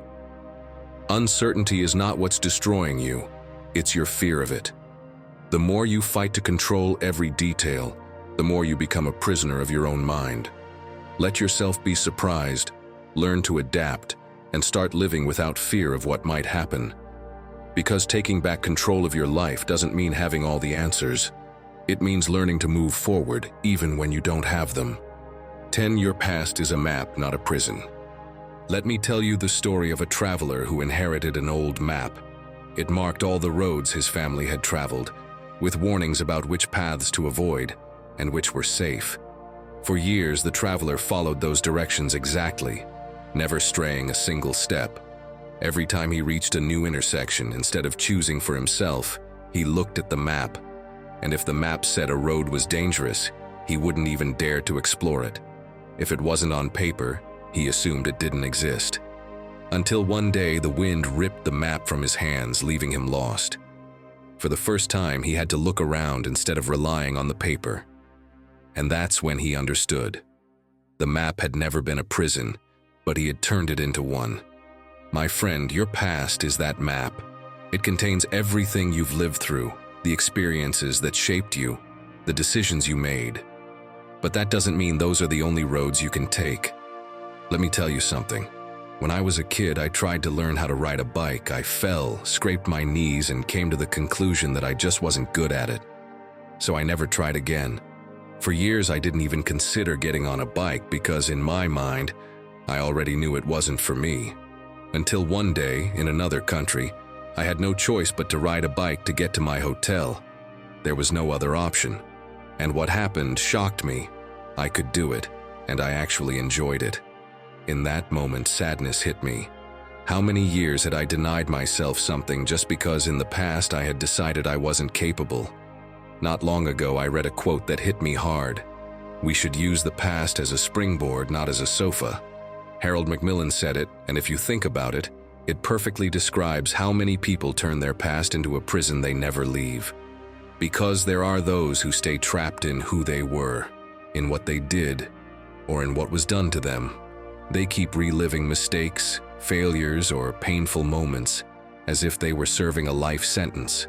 They say things like, "I've always been this way. It's too late to change," or "I can't do anything about it because this is my story." And without realizing it, they turn their past into a prison cell, one with an open door. Now tell me, what paths have you crossed off your map without even realizing it? Let's do an exercise that might change your perspective. Stand up, grab a piece of paper, and draw a map. Mark the moments that you believe have defined you, the experiences that still influence you. Then ask yourself, is this really a limitation or just a story I've told myself so many times that I've come to believe it? Now draw new paths. Think about all the roads you never considered, the ones you avoided simply because you once believed they weren't for you. Maybe there are trails that seemed too difficult before, but now, with more experience, you could walk them. Or maybe there are routes that didn't even exist back then but are now open right in front of you. The next time you think you can't change because this is just how I've always been, remember this: your past is only a map, not a prison. You can use it to learn, but never to chain yourself down. And if you want to take back control of your life, you have to dare to chart your own path. 11. Thinking is not doing. My friend, let's be clear. Making lists of goals is not progress. Reading about discipline does not make you disciplined. Thinking about going to the gym is not the same as training. Do you see the pattern? We love to fool ourselves. We believe that planning is the same as taking action, that watching motivational videos is the same as getting started. And so, days, weeks, months go by, convinced that we're making progress when, in reality, we're still in the same place. It's like buying a pot and expecting it to make soup on its own. You stare at it, imagine the perfect recipe, even buy the ingredients. But if you don't light the fire and get to work, you'll stay hungry. Marcus Aurelius put it bluntly, do not explain your philosophy, embody it. What did he mean by this? That you can talk all you want about what you're going to do, about the life you want to build, about the changes you want to make in your routine. But if you don't get up and act, nothing changes. Did you know there's a phenomenon called analysis paralysis? That's exactly how your mind is destroying you. It happens when you spend so much time thinking about how to do something perfectly that, in the end, you do nothing at all. And here's something interesting explained by Patrick McGinnis, the speaker who coined the term FOBO, fear of better options. In other words, the fear of choosing because you always believe there's a better option. Sound familiar? You think about starting the gym, but first, you want to find the perfect workout routine. You think about learning a language, but first, you search for the best course, the best app, the best method. And meanwhile, the days pass, and you still haven't started. So, how can you take action and regain control? First, you probably already know the 5-second rule. If you feel the impulse to do something useful, do it before your brain talks you out of it. If you think about standing up and stretching, do it within 5 seconds. If you think about calling someone, dial the number before laziness kicks in. Don't give your mind time to sabotage you. Second, use the idiot method. Instead of waiting for the perfect plan, do it as if you were a clueless beginner. It's better to start clumsily than to stay stuck searching for perfection. Want to write a book but don't know how? Write 1 page, even if it's bad. Want to learn how to cook but have no idea? Burn some eggs if necessary. The key is to get moving. Third, break the action barrier with something absurd. If stepping out of your comfort zone scares you, do something ridiculous to prove to yourself that nothing happens. Walk outside wearing something weird. Sing loudly in a place where you normally wouldn't. Do push-ups in an unexpected spot. You'll see that the world keeps spinning and that your fear of looking foolish is just a mental block. Because, my friend, the problem has never been that you don't know what to do. It's that you overthink it. Take a moment to reflect. If everything you've learned so far stays locked in your head, what's the point? You can understand every idea, every strategy, every piece of advice, but if you don't apply them, you remain stuck. And now we arrive at the final piece of the puzzle. Because if there's one thing that can either set you free or destroy you, it's the way you take care of your mind. So before we finish, there's one more thing you need to hear. 12. Your mind is your home. Who do you let in? Imagine this. Someone walks into your house and starts yelling, "That painting is ugly. This couch is so uncomfortable." Then they grab a pastry, eat it, and throw the wrapper on the floor without a second thought. You're useless. Pick up that trash. But they don't stop there. They keep criticizing every corner, mocking your choices, pointing out everything they think is wrong with your home. Would you let them stay? Of course not. You'd throw them out immediately. Now tell me, why do you allow those same messages to enter your mind and stay there? Think about all the voices you carry inside. Criticism from the past, insecurities, judgments that aren't even yours, but things other people said. You've heard them for so long that you don't even question them anymore. Marcus Aurelius understood this well. His words, "The happiness of your life depends on the quality of your thoughts," weren't just a nice idea. They were a survival strategy.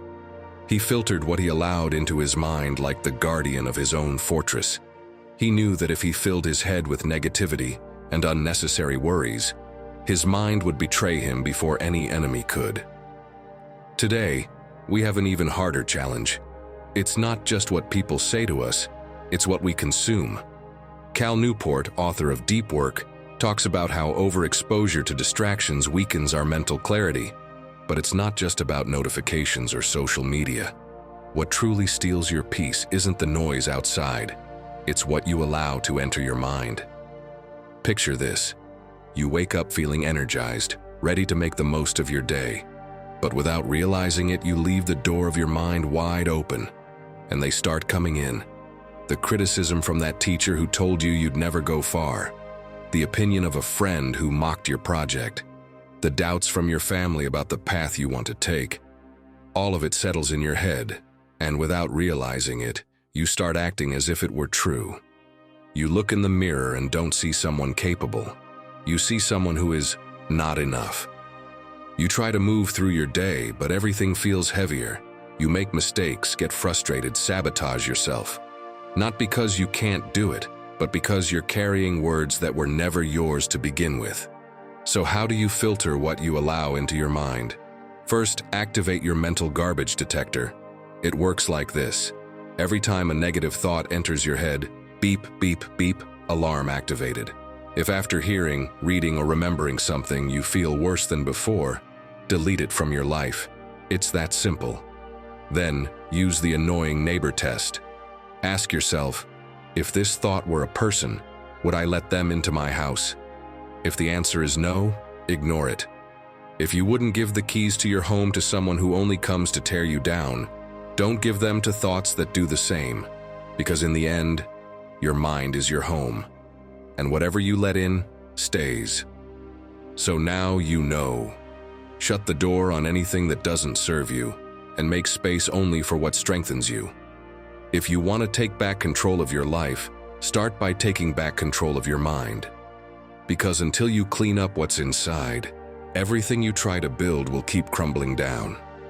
Taking back control of your mind is taking back control of your life. It's not about eliminating negative thoughts entirely. It's about learning to manage them, filtering what you allow in, and acting despite them. Every day is an opportunity to break free from the invisible chains that hold you back, to stop being a prisoner of your mind, and to start using it to your advantage. Because transformation doesn't come from a single decision, but from every choice you make, every thought you choose to feed, and every action you take. The power has always been in your hands. If you've made it this far, write in the comments, "Only I have power over my mind." There's something deeper you need to understand tonight. That feeling of loneliness that appears even when you're not alone. that quiet emptiness the mind uses to convince you you're isolated. Let me show you how the Stoics faced sadness and inner darkness. If you felt this way, stay. Breathe, rest, and let the next lessons lead you to a warmer, steadier place inside. Throughout life, we've all faced those moments of sadness and desolation that lead us to question, why is there so much pain? Is there really a way out of this darkness? These are moments when it seems like there is no escape, where we can't seem to find a reason for so much suffering, right? Now I ask you, have you ever thought that behind all this darkness lies a higher meaning, a reason that makes everything make sense? That, my friend, is the purpose of this video, to explore the Stoic lessons that guide you through sadness and difficult moments. Here, you'll find teachings that will strengthen your resilience against any adversity. Whether you're going through a personal crisis or just need a bit of encouragement in your daily life, I invite you to absorb these teachings, allowing them to nurture your spirit and lift your mood. Together, we will transform darkness into light and find the strength to move forward. Let's get started. 1. Acceptance of what we cannot change. Throughout our lives, we encounter an inevitable reality, the constant change of the circumstances around us. How can we act in the face of this reality? What options do we have when we cannot alter what happens around us? The Stoics taught us how to respond to what we cannot control by accepting what is beyond our reach. Although this concept may seem simple, applying it in our daily lives can be a complex and profound challenge. In the words of the Stoic philosopher and Roman emperor Marcus Aurelius, accept whatever comes to you as if you had chosen it yourself. This quote invites us to embrace reality as it is, without uselessly fighting against what is out of our control. Can you stop the wind with your hands? No, right? Just as the wind blows with unrelenting force, learn to adjust your sails to navigate the circumstances of life. When you doubt your ability to accept the challenges you face, think of Epictetus, the philosopher who was once a slave. Despite his years of enslavement, Epictetus taught us the power of resilience and acceptance, showing that true freedom lies in how we respond internally to what surrounds us. Have you ever noticed how water flows around rocks in a stream? Just like the water effortlessly adapts to its environment, we must learn to adapt and flow through the difficulties of life. Always remember, suffering comes from resisting reality. Picture a bird trapped in a cage, flapping its wings desperately against the closed bars. This vain effort is similar to our own struggle when we face situations beyond our control and refuse to accept them. Suffering emerges from this relentless resistance to what we cannot change. As Epictetus taught, don't seek for things to happen as you wish, but wish for things to happen as they do, and you will be happy. By understanding and accepting our limitations, we can find the strength to grow and transform pain into a path toward resilience and personal growth. Remember Marcus Aurelius's words, "Accept the things to which fate binds you, and love the people with whom fate brings you together." In acceptance and love, you will find a deep sense of freedom, turning every challenge into an opportunity to improve and strengthen your spirit. 2. Resisting adversity. The Stoics taught us that adversity not only tests our resilience, but also gives us the opportunity to develop our greatest potential. But how can we use the most complex challenges to strengthen ourselves? As the Stoic philosopher Seneca said, "No man is more miserable than he who has never faced adversity, for he has not had the chance to prove his strength." These words highlight that we should not see adversity as our enemy, but as a valuable opportunity to become stronger. It is an essential challenge that allows us to grow and develop our resilience.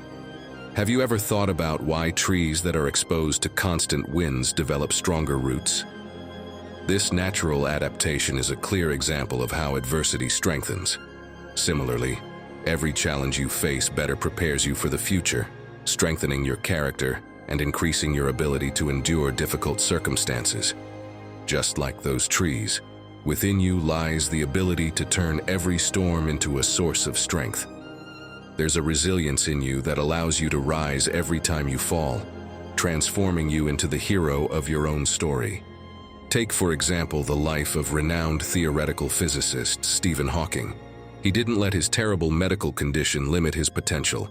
Despite the progressive paralysis caused by his disease, Hawking defied medical expectations and physical barriers, making fundamental contributions to our understanding of the universe. At the same time, he built a family and lived a full life. Instead of succumbing to despair, he adopted a stoic attitude in the face of obstacles, demonstrating his resilience and ability to withstand adversity.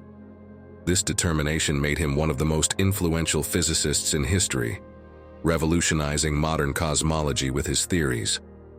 Hawking's story shows how adversity can be channeled into a source of inspiration and discovery. Just as the Stoic philosopher Epictetus taught us, the story of the British scientist reminds us that we shouldn't wish for things to be easier. Instead, we should wish to be stronger and wiser to face them and emerge stronger. So, when faced with adversities, instead of asking, "Why is this happening to me?" ask yourself, "How can I use this experience to improve? What skills do I need to develop to overcome this challenge?" Remember, you have the power to transform every challenge into an opportunity for growth. Never underestimate your power of resilience. Inside you resides an unimaginable strength. Before we dive into the next lesson, if you find value in this content, I'd love to hear from you. Drop a comment with your thoughts on how to face life's adversities by applying Stoic teachings, or just type Stoic at heart to join the community. Together, we'll turn this space into a place for shared growth. Don't forget to like the video, subscribe, and hit the notification bell so you won't miss out on more inspiring content. Your support means the world and helps keep this message going. 3. Controlling your emotions. The Stoics, with their profound wisdom, offer us valuable lessons on how we can control our emotions. Marcus Aurelius reminded us that the happiness of your life depends upon the quality of your thoughts. This quote teaches us that we, with our thoughts, shape our lives, not the external circumstances or what others think or say about us. If we cultivate positive and constructive thoughts, our life experience will be much more serene and fulfilling. But how can we apply this to our daily lives? What changes can we make to improve the quality of our thoughts, and as a result, our lives? One valuable approach is practicing emotional detachment. Imagine you're in an important meeting, and someone harshly criticizes your work. Instead of reacting defensively, adopt a Stoic perspective. Recognize that you cannot control the opinions of others, but you can choose how to respond to them. The Stoic philosopher Epictetus taught us that it's not the events themselves that disturb us, but our interpretations of those events. If you interpret the criticism as an unacceptable personal attack, it will fill you with anger, and you'll be unable to respond calmly. However, if you take a moment to breathe before responding and ask yourself, "What can I learn from this criticism?" you give yourself the chance to grow and improve. You'll be able to stay calm and act constructively. As Marcus Aurelius said, "Serenity is the armor of the soul." Among the Stoic philosophers, we find extraordinary examples of emotional control in extreme circumstances. Epictetus, despite his condition as a slave, maintained an impressive serenity and balance even under oppression. He taught and practiced the idea that our internal freedom cannot be taken away by external circumstances. Seneca, on the other hand, demonstrated similar emotional strength during his exile. Although he was forced away from his life and home in Rome, he maintained a calm attitude and continued to write masterful works on ethics and philosophy. These examples show us that true freedom is internal, the ability to maintain peace and serenity regardless of external conditions.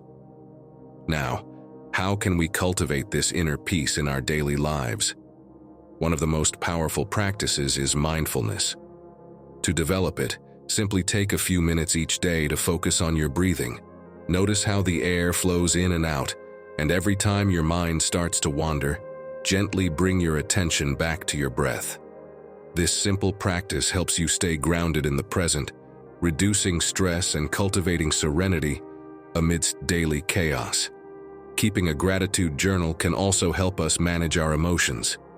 Take a moment each day to write down the things you're grateful for, big or small. This practice helps you appreciate your life more and promotes a positive state of mind. Reflection is another powerful tool to improve emotional control. Take a moment at the end of each day to analyze whether your actions have been aligned with your values and long-term goals. This will help you deepen your sense of purpose and, over time, bring you great personal satisfaction. Remember what Marcus Aurelius taught us. Within you, there is a place of tranquility that you can always retreat to. These practices not only help us maintain a serene state of mind, but also allow us to live with greater harmony and purpose. 4. Patience as a virtue. In today's world of instant gratification, patience stands out as an extraordinary quality, a beacon that guides us towards the inner peace and serenity the Stoics so valued. In the words of Marcus Aurelius, "Time is a river of events, and nothing can be hastened beyond its limits." With this quote, the Roman philosopher and emperor reminds us that everything has its own pace, and rushing only leads to frustration and anxiety. True strength lies in knowing how to wait and remain calm, as patience leads to deeper and longer-lasting results. Let's take a moment to reflect on the impact of patience. This quality isn't just a virtue, it's a powerful ally in our quest for well-being. Impatience generates stress and dissatisfaction, while patience gives us tranquility and mental clarity. Think about how you feel when you try to force a situation, pushing for immediate results. When we try to accelerate processes that require their natural time, we end up with worse outcomes and are likely full of anxiety and frustration. In the words of the Stoic philosopher Seneca, "What is rushed is exposed to a quick decay. Time is the greatest maker of good judgment." The wise philosopher teaches us through this quote that nature has its own rhythms, and respecting them is crucial for our mental balance. Imagine a farmer who plants his seeds, but, in his impatience, tries to accelerate the growth of his crops by over-fertilizing and over-watering them. Instead of yielding an abundant and healthy harvest, the plants wither, and the fruits are few. This excessive effort not only damages the plants, but also leaves the farmer exhausted and discouraged. Similarly, in our daily lives, trying to force a promotion at work or rushing the recovery from an illness can lead to disappointment and exhaustion. Patience, on the other hand, allows us to move forward with serenity and wisdom, accepting the time that each process needs to develop fully. So how can we develop this virtue in challenging moments? There are many strategies, but they all center around one principle: self-control. First, accept reality as it is, understanding that acting impatiently won't improve the situation. Then, start using moments of waiting as opportunities to practice meditation or mindfulness, focusing on the present. Another powerful practice is deep breathing, which helps calm your mind. You can also use visualization techniques, imagining a peaceful place where you feel safe and relaxed. Additionally, cultivate gratitude for the lessons adversity brings, recognizing that each challenge is an opportunity for personal growth. These practices will help you maintain serenity and act calmly when facing situations that provoke stress and anxiety. Daily life is full of situations that test our patience, like being stuck on a long customer service call or dealing with delays in public transportation. However, with these practical tips, we can transform these moments into opportunities to strengthen this valuable virtue. As the Stoics taught us, it is essential to cultivate patience in our day-to-day lives. Always remember the words of Epictetus: "Do not rush in anything, and all will be achieved in due time." 5. The importance of empathy. In a world where human connection is often lost amidst the daily hustle, empathy shines as a saving light, capable of illuminating even the darkest moments. It becomes the bond that unites our hearts and the common language of understanding and compassion. As the Stoic philosopher Seneca said, "Let us try to enter another person's soul. Let us walk in their shoes." This idea forms the foundation upon which the importance of empathy in our lives is built. The words of wise people throughout history constantly remind us of the importance of understanding and connecting with the emotions of others. From the writings of Seneca to the contemporary teachings of opinion leaders like Martin Luther King Jr., empathy and love for our fellow humans stand as the cornerstone of authentic and enriching relationships. They show us the vital need to deeply understand and connect with the feelings of others. Picture this scene. A neighbor tells you that they've just lost a loved one, expressing their deep pain and sadness. Instead of simply nodding and changing the subject, you take a moment to listen attentively and express your sincere support. You also share your own experiences of loss, creating a moment of deep connection. This act of empathy not only strengthens your relationship with your neighbor, but also offers them genuine comfort, making them feel understood and supported. Cultivating empathy is not a random act. It is a conscious decision we must make every day. But how can we do this? Through small gestures and meaningful actions. As we saw in the previous example, truly listening and offering genuine support to those who need it is the first step. Practicing compassion exercises, such as guided meditation to develop feelings of empathy, can help us maintain a more receptive and understanding attitude toward others. As Marcus Aurelius taught, when you have the chance to show affection, don't let it pass by. Now, it's important to understand that empathy doesn't stop at fleeting words of comfort. Its true power lies in pairing words with action. If a friend tells you they're overwhelmed by work, in addition to listening and showing understanding, you could offer your help with a specific task or suggest an activity that allows them to relax and clear their mind. Another example might be supporting a charitable cause. Instead of limiting yourself to a one-time financial donation, you could volunteer and lend a hand directly, witnessing firsthand the impact of your help. These small actions show us that grand gestures are not necessary to develop empathy and enrich our lives and those of the people around us. With simple, everyday gestures, we can contribute to creating a more understanding and supportive world. 6. The power of perspective.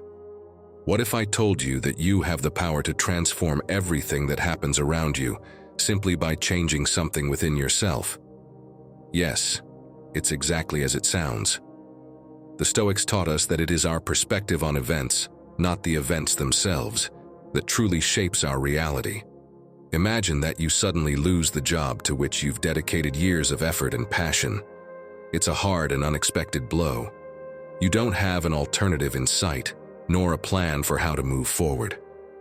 How do you think you would feel at that moment? It's likely that your mind would plunge into a sea of shadows, seeing everything under a negative light and feeling as though there's no way out. This is where the transformative power of perspective is revealed. It is within your reach to change this gloomy vision into something completely different. What do you think would happen if you decided to pause for a moment and shift your perspective? You could start asking yourself questions like, is this obstacle truly insurmountable? Or, is this really the end of my professional career? Or am I capable of using this drastic turn to my advantage and reinvent myself?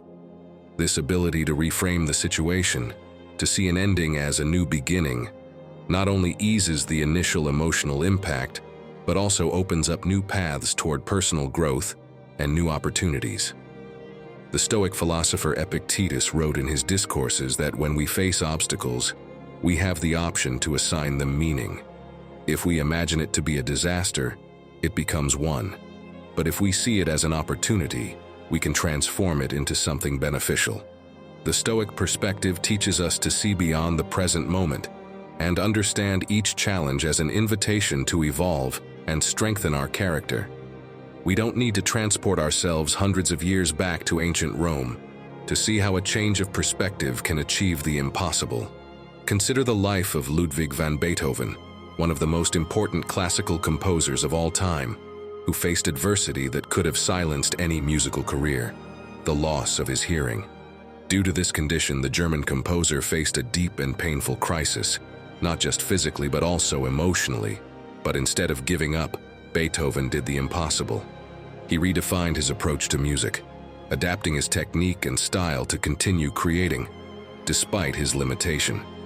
He transformed his deafness into a source of innovation, reinventing his creative process.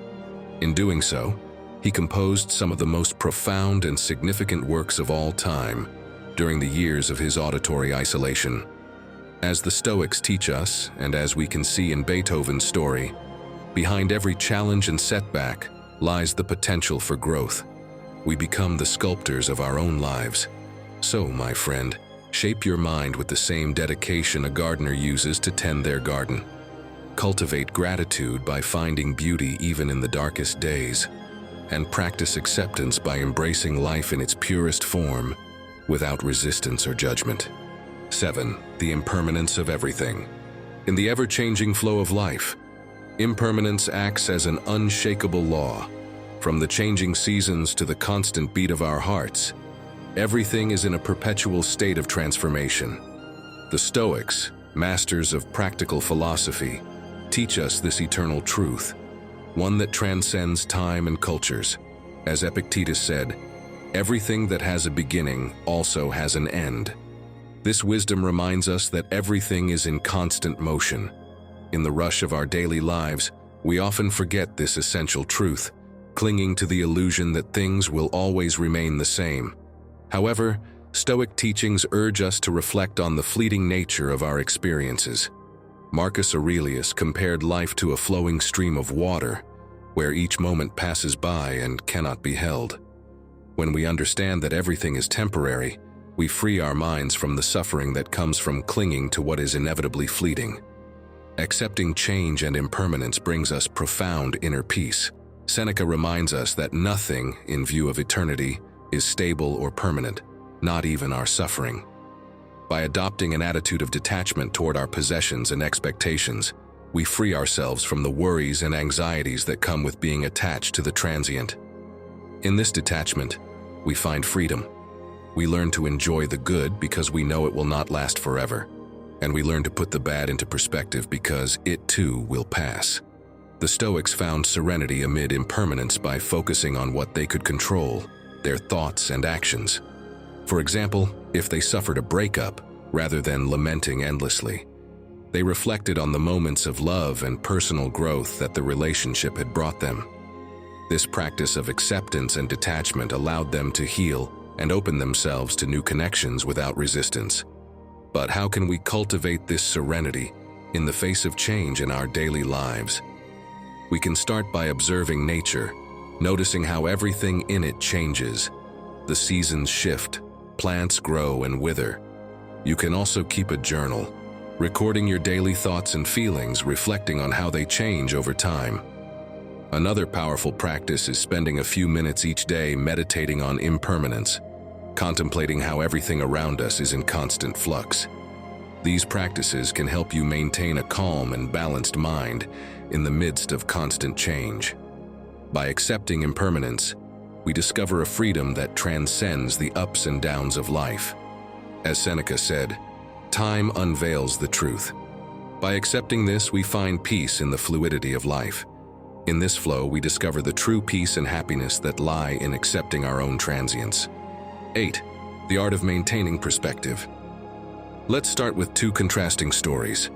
Imagine yourself going through a deeply difficult situation, perhaps dealing with the loss of a job, a personal relationship, or a dream you worked hard for.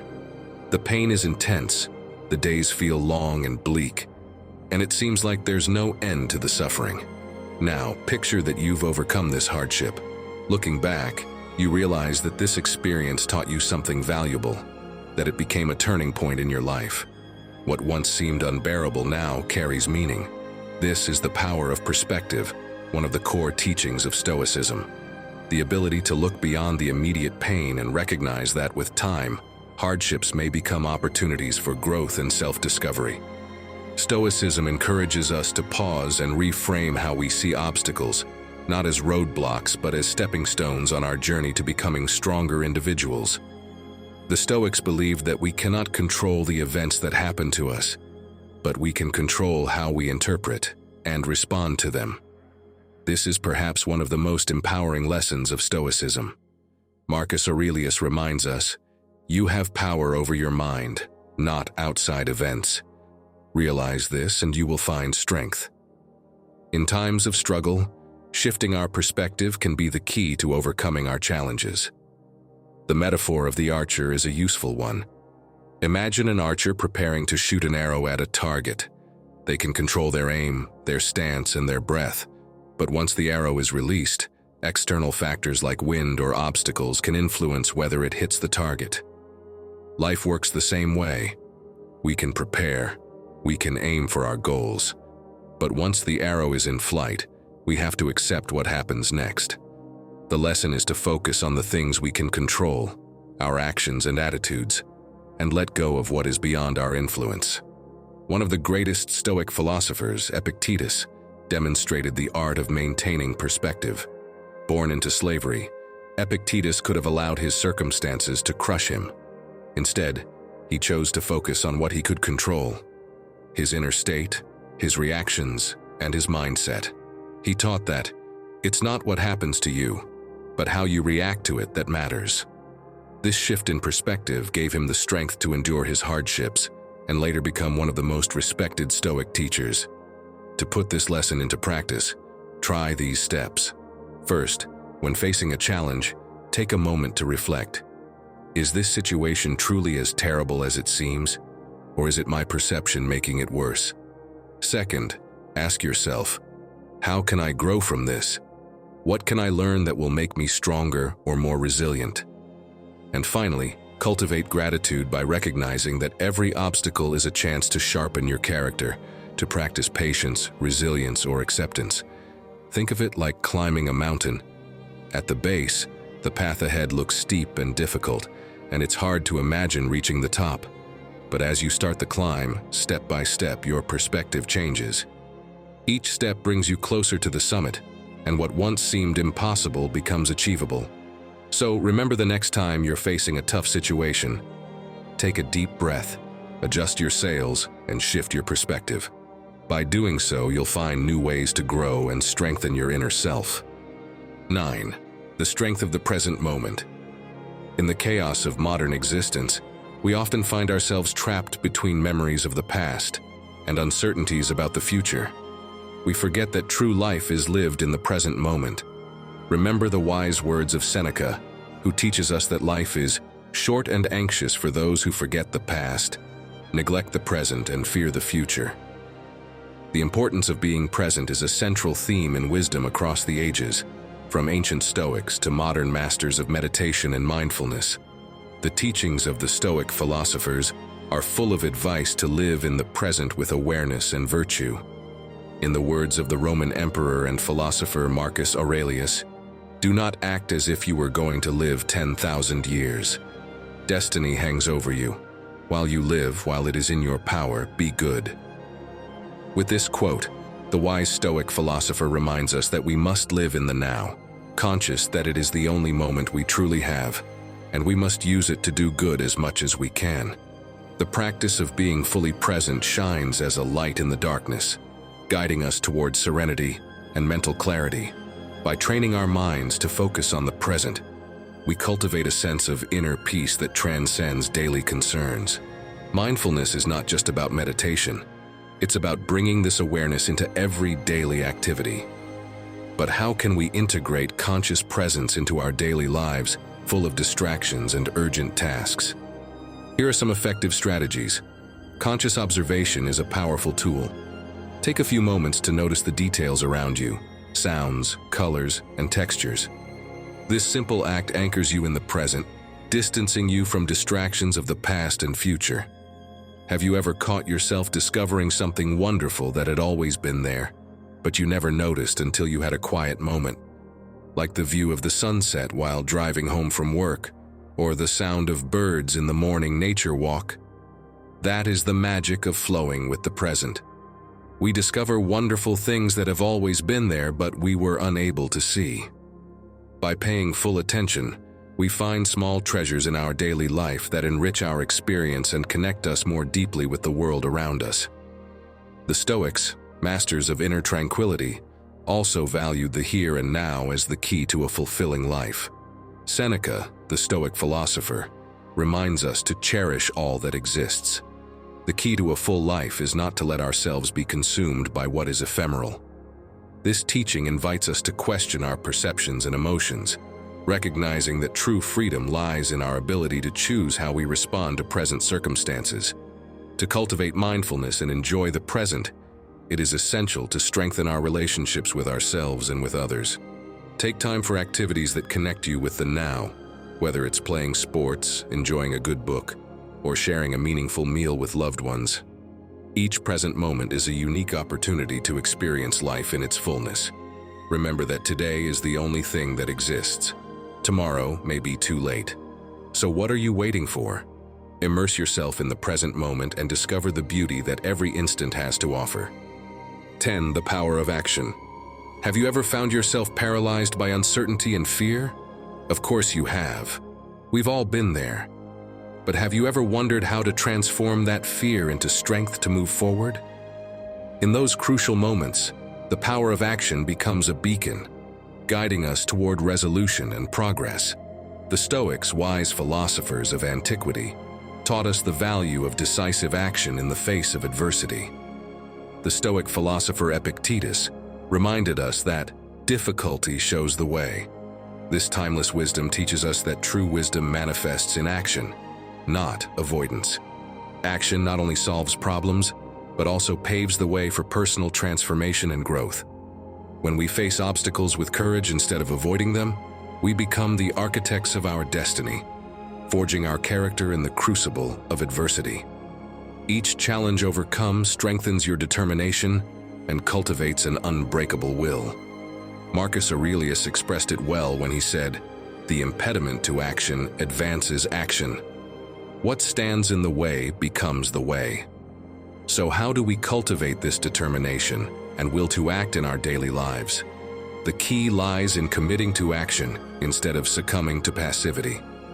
Practice staying focused on the present by taking small actions without worrying about the final outcome. This frees us from the burden of an uncertain future and empowers us to act with courage in the here and now. The Stoics demonstrated the value of action in their lives. Seneca taught that fortune favors the bold. This idea emphasizes personal responsibility and the need to face circumstances with courage and resolution. Take a moment to think about some of the great achievements of all time. Do you believe they would have been accomplished if the leaders behind them had given in to fear? If Thomas Edison had allowed the fear of failure to stop him after thousands of failed attempts, the world might never have known electric light, and our lives would be radically different today. Likewise, if Maya Angelou had succumbed to the trauma of her childhood and the adversities she faced, she wouldn't have become the powerful literary and social voice that inspired millions. These leaders, and many others, confronted their fears and acted with courage, demonstrating that decisive action can overcome even the most formidable barriers. By embracing the power of action, they transformed their challenges into stepping stones to success and innovation, inspiring all of us to face our own adversities with courage and determination. Now, let's talk about how to apply the power of action in our everyday lives. It's essential to set clear goals and take concrete steps toward achieving them. Face each day with the intention to move forward, no matter how small the step. Learn from every experience and adapt your approach as needed. Be compassionate with yourself when you make mistakes, allowing yourself to be human and to learn without judging yourself harshly. Remember, no one has ever succeeded without failing countless times along the way. The power of action is a transformative force within you, waiting to be unleashed. Acting in the face of adversity cultivates your determination, strengthens your will, and forges your destiny with courage. Don't be afraid to act. With each step forward, you'll find the strength to overcome any obstacle. Dare to act and discover the limitless power that lies within you. 11. The importance of detachment. Have you ever found yourself trapped in a spiral of frustration and disappointment because things didn't turn out the way you expected? Perhaps it was a demanding task at work where you invested countless hours, only to see results that fell short of your expectations. Or maybe it was a date you had high hopes for, but it didn't go as planned. In these moments of disappointment, the teachings of the Stoics about detachment become especially valuable. These wise thinkers teach us that true mastery of ourselves lies in accepting what is and letting go of what cannot be. Detachment doesn't mean indifference, but rather the release of the need to control outcomes that are beyond our reach. By letting go of our expectations and accepting reality as it is, we find an inner serenity that allows us to face challenges with a more balanced and resilient attitude. Epictetus once said, "It's not the things themselves that disturb us, but our interpretations of them." By applying this thought, we can understand that our frustrations often come more from our unmet expectations than from the events themselves. Practicing detachment allows us to release this emotional burden, focusing on what we can truly control: our attitude and our response to any situation.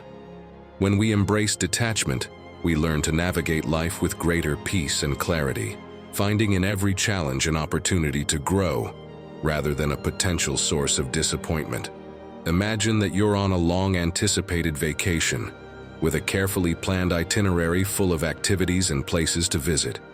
However, you encounter significant flight delays, bad weather upon arrival, and some tourist attractions are temporarily closed. What do you think your reaction will be to this series of unexpected events that completely change your plans? If you stubbornly cling to your original plan, you will feel frustrated and disappointed. But if you detach from your expectations and adapt to the circumstances, you'll discover new opportunities to enjoy, explore unplanned places, and relax, appreciating your vacation experience more fully and peacefully, even when things don't go as expected. Detachment is not a quality that appears out of nowhere. It is like a muscle that we must train throughout life. But how can we do it? Begin with simple but effective actions. A good start is to practice meditation exercises focused on letting go of what crosses your mind. Dedicate a few minutes each day to focusing on your breathing and letting thoughts pass without clinging to them. Additionally, when facing a stressful situation, practice conscious reflection. Take a pause and analyze what you can truly control. For example, if you're dealing with conflict in your relationships, instead of trying to change the other person, focus on how you can react with calm and understanding. Lastly, cultivate the habit of letting go of unnecessary material possessions. Get rid of things you no longer need, and that only gather dust, learning to appreciate the value of the essential. As Epictetus reminds us, freedom is the only goal worth pursuing in life. It is gained by ignoring things beyond our control. This thought teaches us that true detachment means letting go of what we cannot control and finding peace in what we can manage. Remember, the important thing is not the goal or the result. It's the journey and how you live it. 12. Cultivating serenity and uncertainty. In the midst of life's storms, finding serenity may seem like a challenge, but it is precisely in these moments that calm becomes our greatest strength. The Stoics teach us to maintain inner peace amid turbulence and find stability, even in instability. As the wise philosopher Epictetus said, "Serenity is a matter of the mind, not of circumstances," reminding us that true calm comes from within. But when everything around you seems chaotic, how can you find peace? How do we keep our composure amid constant change? The first step is to adopt a flexible and open mindset. Face uncertainty with a willingness to adapt, like a tree that bends but does not break in the wind. Remember that although you cannot control everything that happens, you can always choose how to respond to it. The Stoics offer us practical tools for cultivating serenity. One of them is detachment, learning not to hold too tightly to material things or expectations. This helps us stay calm in the face of unexpected changes. Imagine being on a roller coaster. If you try to resist the movements, you'll feel worse.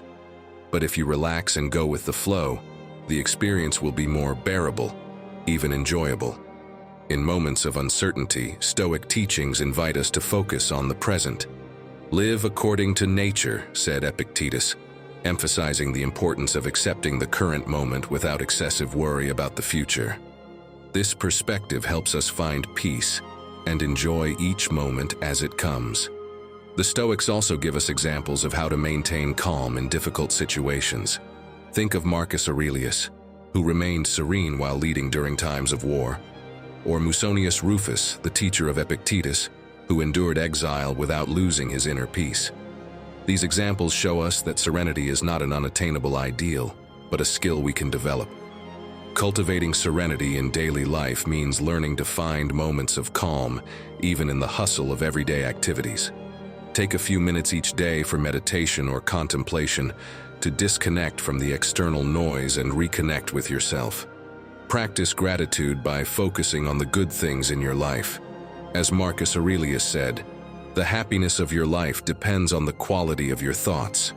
With this, he reminds us that inner peace begins with our attitude and perspective. 13. Gratitude is salvation. The Stoics taught us that there is an invisible force that can change our perception and bring us light even in the darkest days. In the words of the Stoic philosopher Musonius Rufus, be grateful not only for what you have received, but also for what you have not yet received, for the act of gratitude prepares the heart for abundance. The Stoics, with their timeless wisdom, show us that gratitude is not only a practice, but an antidote to despair and dissatisfaction. Let me ask you something. What's the first thing you do when you wake up each morning? Perhaps you dread going to work, or maybe you immediately grab your phone and start scrolling through notifications. But what if I told you that at that very moment you have the power to change the rest of your day? Yes, exactly as you hear it. I propose a challenge. Tomorrow morning, before doing anything, simply think of 3 things you are grateful for. Things that make it worth getting out of bed. This small act can transform your day. Instead of focusing on what's missing or what went wrong, gratitude invites us to find beauty even in difficult moments. As Epictetus expressed, gratitude is a recognition of the goodness received, and when we cultivate gratitude, we nourish our joy. So, how do we practice gratitude even in tough times? The Stoics offer us practical strategies. Negative visualization, for example, allows us to imagine the loss of what we have, leading us to appreciate it more fully. If you face a difficult moment, try to see it as an opportunity to grow and learn, instead of viewing it as an unbearable misfortune. Seneca said, "Gratitude is the key that opens the door to abundance." The Stoics give us concrete examples of how to maintain gratitude in adversity, like the case of Epictetus, who, despite being a slave, found reasons to be grateful for the lessons life offered him. These examples show us that gratitude is not an unattainable ideal, but a skill we can develop. To cultivate gratitude permanently, dedicate a few minutes each day to reflect on the things you are grateful for. Keep a gratitude journal, where you can record your thoughts and feelings. Don't underestimate the power of expressing gratitude to others. A simple thank you can have a profound impact on your relationships. As Marcus Aurelius said, gratitude is the compass that guides us on the journey of life.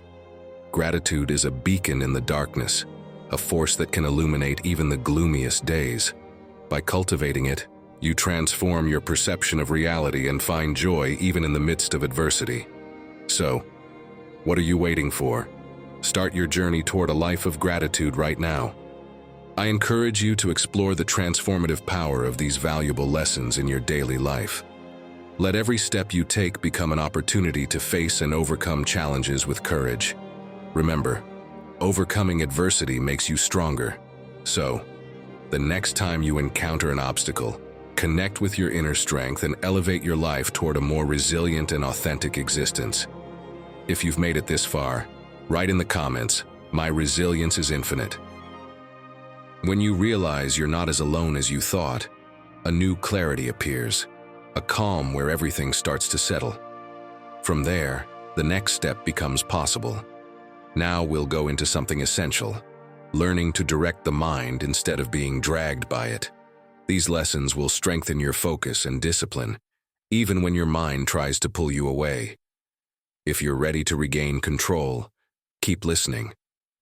What follows can help you train your mind from within. Your mind doesn't obey you. You know it. It dominates you, yells at you, drags you around, and you just react, like a puppet, like a slave. How many times have you done the exact opposite of what you knew you should have done? It's not random. You've lost control. But that ends today. Today, you're going to learn how to break your mind, bring it to its knees, because either you control it or it destroys you. This isn't just another video. This is training, a mental battlefield. Here, you're going to learn the 12 Stoic lessons you need to silence that inner voice that sabotages you, that holds you back, that makes you hesitate. No pretty speeches. This is war, an inner war. And if you don't win it, your mind will. The Stoics were clear, the mind is a wild animal, and if you don't train it, it devours you. Are you ready to take control, to toughen up from the inside and become the master of your thoughts? Then let's begin. There's no time to waste. But before we start, let me tell you the powerful story of Alma. Because what happened to her won't just move you. It might actually change the way you listen to your own mind. Alma's hands didn't shake. Her thoughts did. On the outside, she seemed normal. Walked fast, did the groceries, replied to emails, smiled at the neighbors. But inside, every day was a battle. It wasn't anxiety like the one you read about in psychology books. It was something quieter, more persistent. A constant voice in her head telling her how she should be, what she was doing wrong, everything she wasn't enough for. Are you really going out dressed like that? There you go again, buying stuff you don't need. Look at your face in the mirror, no one's going to take you seriously. Another day gone and you did nothing important. Every morning she opened her eyes to a phrase that didn't need coffee to wake her up. Come on, you're already late again. And from that moment on, it was all judgment. She criticized herself for what she ate, for what she said, for not doing enough, for doing too much, for not being better. It was like living with an obsessive personal trainer screaming in her head, "Not like that. Not this either, see? Wrong again." The problem was, Alma had normalized that voice. She thought everyone's mind worked like that. Until one day, without meaning to, something tiny and absurd happened and changed everything. It was at the supermarket, a Tuesday mid-afternoon. Alma had the cart half full with things she didn't need but had grabbed out of anxiety. While waiting in line, she started mentally replaying a meeting at work. Nothing major had happened, but she'd stumbled while explaining an idea. And for several minutes now, she'd been repeating to herself, "You sounded dumb." Same thing as always. No one takes you seriously, you're going to miss out on chances. Why do you even speak if you end up sounding useless? She didn't even realize she had started whispering it under her breath, and then she said it out loud, without thinking. "I'm a mess." The woman behind her heard it. She was older, maybe in her 60s, hair tied back, a huge scarf, and a calm in her eyes that clashed with all the noise in the aisle.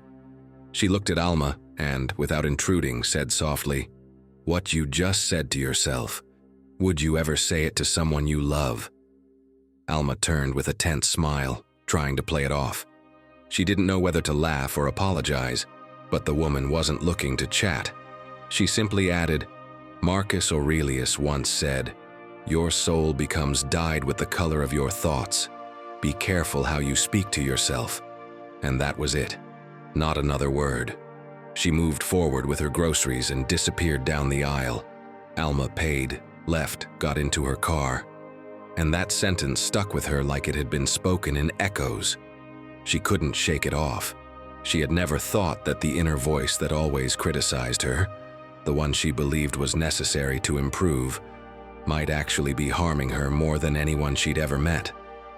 That night she didn't do anything special. She didn't journal, didn't meditate, didn't go for a sunset walk. She just stayed silent. And for the first time in a long time, she didn't let that voice have the last word. When she caught herself thinking, "You didn't do anything useful today," she forced herself to reply, "I breathed today." And that was enough. The voice didn't disappear, of course not. But it no longer ruled her. Because Alma, without even realizing it, had remembered something many people forget. That your mind, if left unchecked, becomes your worst enemy. But if you train it, it becomes your greatest ally. Sound familiar? Well, if you're also tired of your mind punishing you, this training is for you. Today, you're going to learn 12 Stoic lessons that, like Alma, will help you take back control. Let's begin. Friend, if this content is bringing you value, consider subscribing and becoming an exclusive member to unlock unique perks. And tell us in the comments, what part of your life do you feel your mind has been controlling more than it should? Where do you feel you've lost control? Or simply write, Stoic at heart, starting today I'm taking my power back. 1. Not everything deserves your attention. Tell me something, my friend. How many times have you spent hours thinking about something that, deep down, wasn't even worth 2 minutes of your time? How many times has a phrase, a gesture, or a comment stayed stuck in your head as if it had the right to live there? Your mind can't stay switched on all the time like a flashlight with no off button. If you don't filter what you let in, it gets overloaded. And when your attention goes everywhere, your peace disappears with it. Your attention is like an old phone battery. If you've got 20 apps running in the background, it drains in no time. Same with your mind. If everything matters to you, you empty yourself. And you might not notice it right away, but later you're exhausted and don't even know why. You get irritated easily. You struggle to think clearly, because you've been giving away your energy to everything that doesn't deserve it. Let me tell you something that happened to me not long ago. I was in a work meeting, and while I was explaining an idea for a project, one of my co-workers, the type who always makes half jokes with a sting, cut me off and said, "Well, we'll see if this time something actually gets finished." A couple of people laughed, just like that, like it was nothing. I acted like it didn't bother me, kept talking as if I was fine, but inside, my head exploded. I left that meeting and couldn't stop thinking about the comment. I repeated it to myself 5 times while walking down the hallway. I imagined all kinds of clever comebacks I could have said, how I could have shut him up, what would have happened if I had responded. And that wasn't the worst part. I dragged it with me the entire day. I got home in a bad mood. People talked to me and I gave one-word answers. I made dinner and couldn't even remember what I was doing. I was physically there, but my mind was still stuck on that 5-second comment. I went to bed and my chest still hurt from the frustration. And the weird thing is, that guy probably didn't think about me for more than 2 minutes after he said it. And me? I spent the whole day obeying a comment that didn't even deserve attention. That's when I realized something. The problem wasn't what he said. The problem was that I chose to give it everything. My focus, my mood, my afternoon. And the worst part? I did it without even noticing. In that moment, I also thought, would Marcus Aurelius be walking the palace halls rehearsing sarcastic comebacks for his Senate? I doubt it. He would have written something in his journal like, "Today, I practice not getting hooked by noise." That's exactly what the Stoics did. They trained every day to decide what was worth focusing their energy on and what wasn't. Epictetus put it bluntly, "Some things are up to us, others are not." But what people rarely say is that your attention is up to you. And where your attention goes, so does your energy, your mood, and your clarity. Maybe it's happened to you too. You're driving and suddenly you remember that awkward conversation from 3 days ago. And now it bothers you even more than it did at the time. And while you're mentally replaying it, you miss the view, the music, even the silence you probably needed. So next time your mind wants to dive into the first bit of drama it sees, breathe and try this. First, put a filter on your mind. Before getting hooked on something, literally ask yourself, is this going to matter in 3 days? If the answer is no, let it go. No, this isn't about avoiding reality. It's about not overreacting to everything. Then create a mental power-saving mode. Just like you silence notifications on your phone, do the same with certain topics or people. It's not ignorance, it's emotional management. If you know every time you open social media, you end up comparing yourself, give your mind a break. And finally, keep a list of things that do deserve your attention, so you can go back to them whenever your mind drifts. Reading something nourishing, calling someone who loves you, moving your body, cooking slowly, breathing deeply. Things that ground you, not burn you out. Your mind won't obey you if it's used to chasing every shiny thing it sees. Teach it to choose, because those who learn to protect their attention start taking back their power. And if you don't train it yourself, my friend, everything else will train it for you. And trust me, when that happens, your mind stops being yours. 2. Stop talking to yourself like your worst enemy. Picture this. You wake up on a Sunday with the idea of making the most of your day. You had a whole plan in mind. Work out, clean a bit, get ahead on some work, eat well, read that book you've left halfway, maybe even call that friend you've been putting off for weeks. But the morning slips away. You check your phone more than you should, get distracted by nothing, wander around the house like you're looking for something invisible. You eat whatever's at hand. And by 3 in the afternoon, you're already convinced the day is wasted. That's when the beating starts. Mentally, of course. You're lazy, see? Same old story. You don't deserve for things to go well. You can't even stick to one day. Look at everyone else making the most of their Sunday, improving, moving forward. And you, just a fool lying on the couch. But it doesn't stop there. You get up, go to the kitchen, see the pile of dishes and mutter without thinking, "You're a mess." You catch your reflection while washing your face and the voice comes back. You look exhausted. No wonder you're stuck. You're going nowhere like this. And the saddest part is this. If someone else talked to you that way, you'd cut them out of your life. But because that voice is coming from you, you swallow it without protest. And the next day, you repeat it. And the day after too. And then you wonder why your mind won't obey you. Why just when you need strength the most, you sabotage yourself. My friend, it's because you've trained your mind to do just that. You've taught it to treat you like the enemy. And now it's doing what it learned. A lot of people think the mind can be controlled by shouting at it, with insults, with pressure. But it works the exact opposite way. A mind that's afraid, judged, worn out. It doesn't respond with clarity. It responds with noise. And the noise grabs you, pulls you in, and you end up obeying the worst script in the world, the one you wrote yourself. Seneca said it clearly. A man who suffers before it is necessary suffers more than necessary. And you know when you start suffering before it's even time? When you mess up something small and immediately call yourself useless. When you don't even give yourself a second chance. The Stoic doesn't hurt himself. He doesn't insult himself. He corrects himself without contempt. He learns and moves on. But he doesn't throw stones at his own head. And if that feels too hard to change, listen to this. Ethan Kross, a psychologist from the University of Michigan and author of the book Chatter, found something really interesting. When you use your own name to talk to yourself, it lowers the emotional load of what you're going through. Instead of saying, "I'm a mess," you say, "Luis, you've been through worse."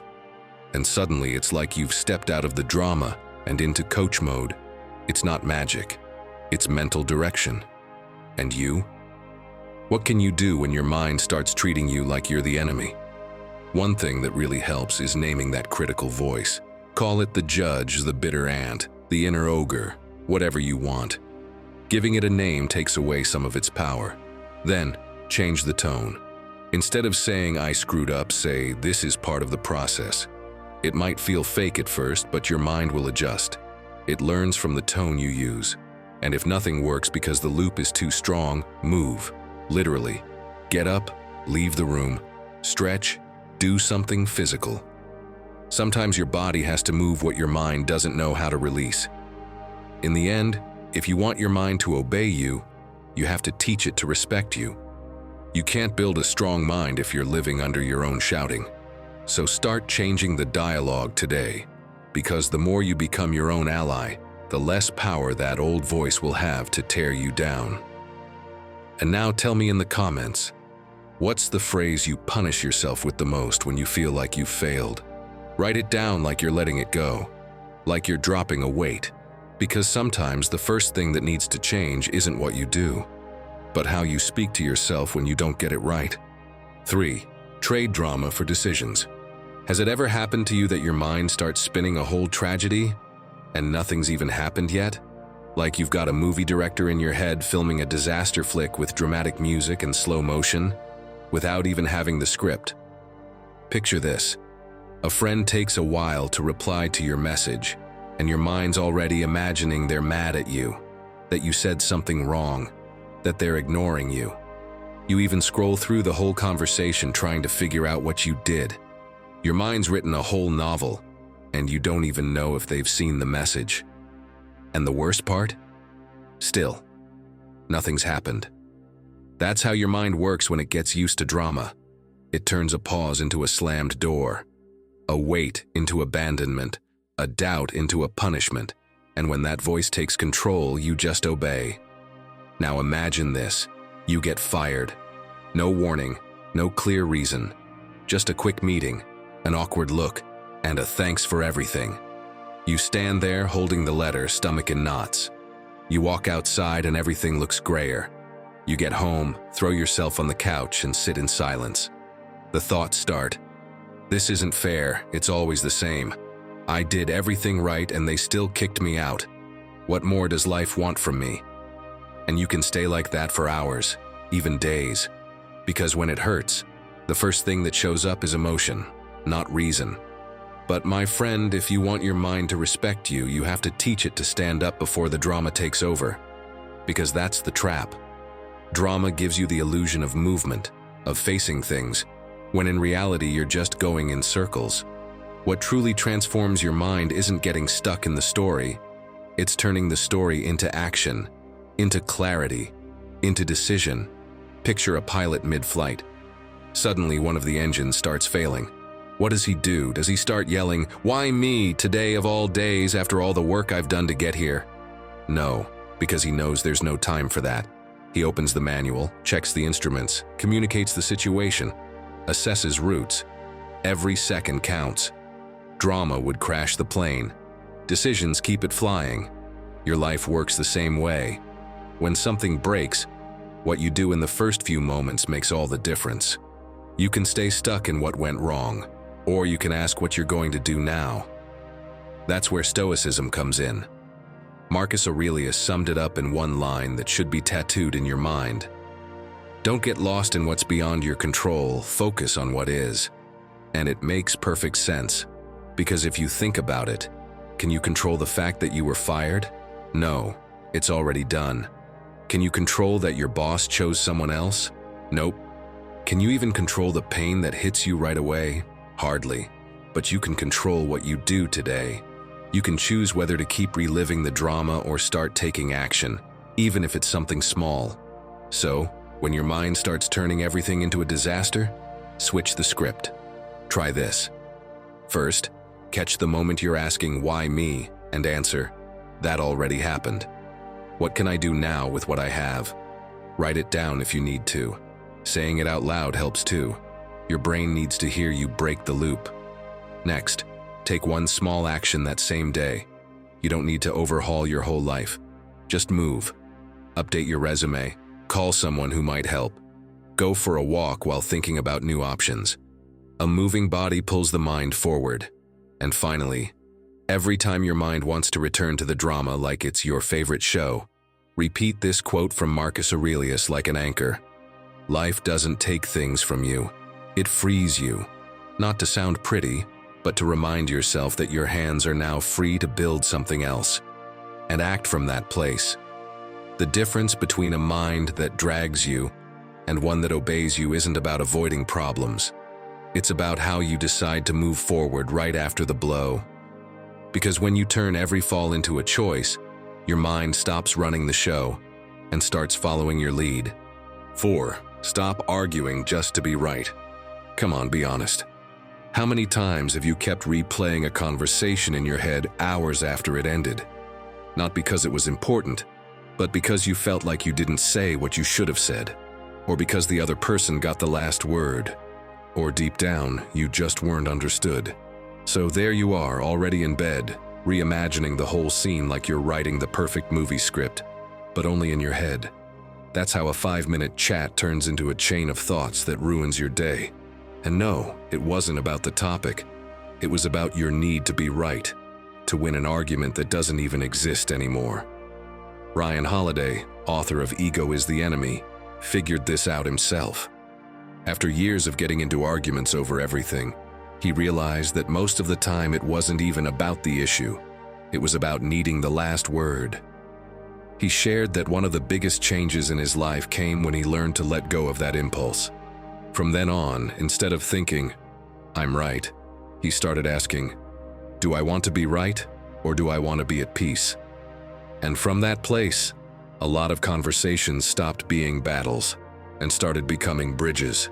Because when you choose peace over ego, it's not pride and control anymore, it's your mind. And this time, it's on your side.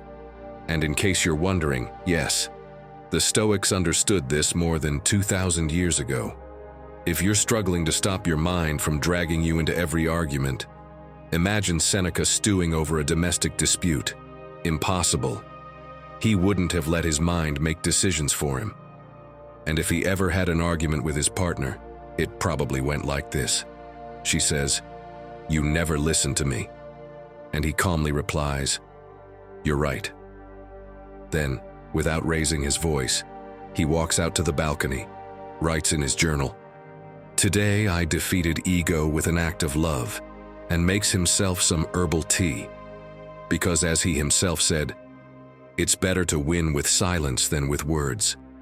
Not because he's giving up, but because he knows that a mind that obeys doesn't follow pride. It focuses on what truly matters: peace. Now let's bring it home. You're at home trying to enjoy a quiet moment. Your mom calls to check in and drops that same comment she's made 1,000 times. Why don't you find something more stable? You're always changing your mind. You need to grow up already. You breathe. You think, let it go. But then inside the ego flares up. Who is she to say that?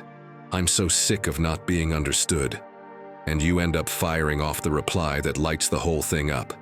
You don't get anything. Boom. And here we go again. Tension, anger, distance. A battle you didn't want, but your mind already had it queued up. What for, my friend? Did you really want to solve something? Or were you just fighting for that little piece of pride that wants to feel superior, even if just for a second? Because here's the thing. If you don't learn to stop arguing just to be right, your mind turns into a non-stop war machine, and then you wonder why you can't find peace. So what can you do? First, step out physically if you feel you're about to say something that won't help. Take a walk. Change the setting. Don't let your mouth move faster than you're calm. Second, use a phrase that deactivates the conflict. Something like, "Let's talk about it later when we're both calmer." It's not running away, it's stopping a fire before it starts. And third, if you're already in the middle of it, end it with dignity. Saying, "I see your point," isn't giving in. It's choosing not to turn every disagreement into a battlefield. Mastering your mind doesn't always mean speaking louder. Sometimes it means knowing when to stay quiet, because a mind that respects itself doesn't need to be right all the time. It needs direction. And if you learn to choose your battles, your mind will start following you instead of dragging you around. Now tell us in the comments, do you have a trick to step out of an argument in time? A phrase, a tactic that's worked for you? Share it. Someone else might need it. Maybe today, thanks to you, another mind will start finding peace too. 5. Every problem is your mental gym. Picture this: an obstacle course. The track is full of hurdles, puddles, ropes, walls, and muddy stretches. And there you are, laces tied tight and heart pounding. First obstacle: a slippery rope you have to climb with everyone watching. Second, a mud pit you have to dive into head first. Third, a wall so high you don't even know how you'll get over it. One after another. No time to complain or ask why there are so many obstacles in a row. All you can do is take a deep breath, adjust your pace, and keep going. You know what that is? Just another ordinary day in your life. Because yes, my friend, every day brings its obstacles, and they're not here to annoy you. They're here to train you. Every discomfort is a slippery rope. Every person who irritates you is that towering wall. Every situation you can't control is the mud that forces you to get dirty and keep moving. And here's where many go wrong.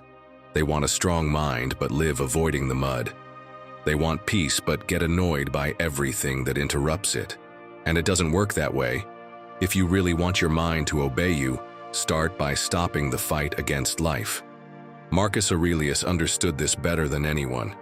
In his own words, "The impediment to action advances action. What stands in the way becomes the way." And he didn't say that from an ivory tower. He wrote it from the front lines, in the middle of a war. With the same hand he used to make life and death decisions. He didn't expect things to be easy. He trained in every hardship, just like you can train today. Sometimes the obstacle isn't big or heroic. Sometimes it's so ordinary you don't even see it coming. Imagine this, it's a big day. You finally made it to a family lunch after a long week. You just want to sit down, enjoy a bit, and not talk about work or anything stressful. But just as you're serving your food, someone calls from the kitchen, "Would you mind watching the baby for a bit? We're eating."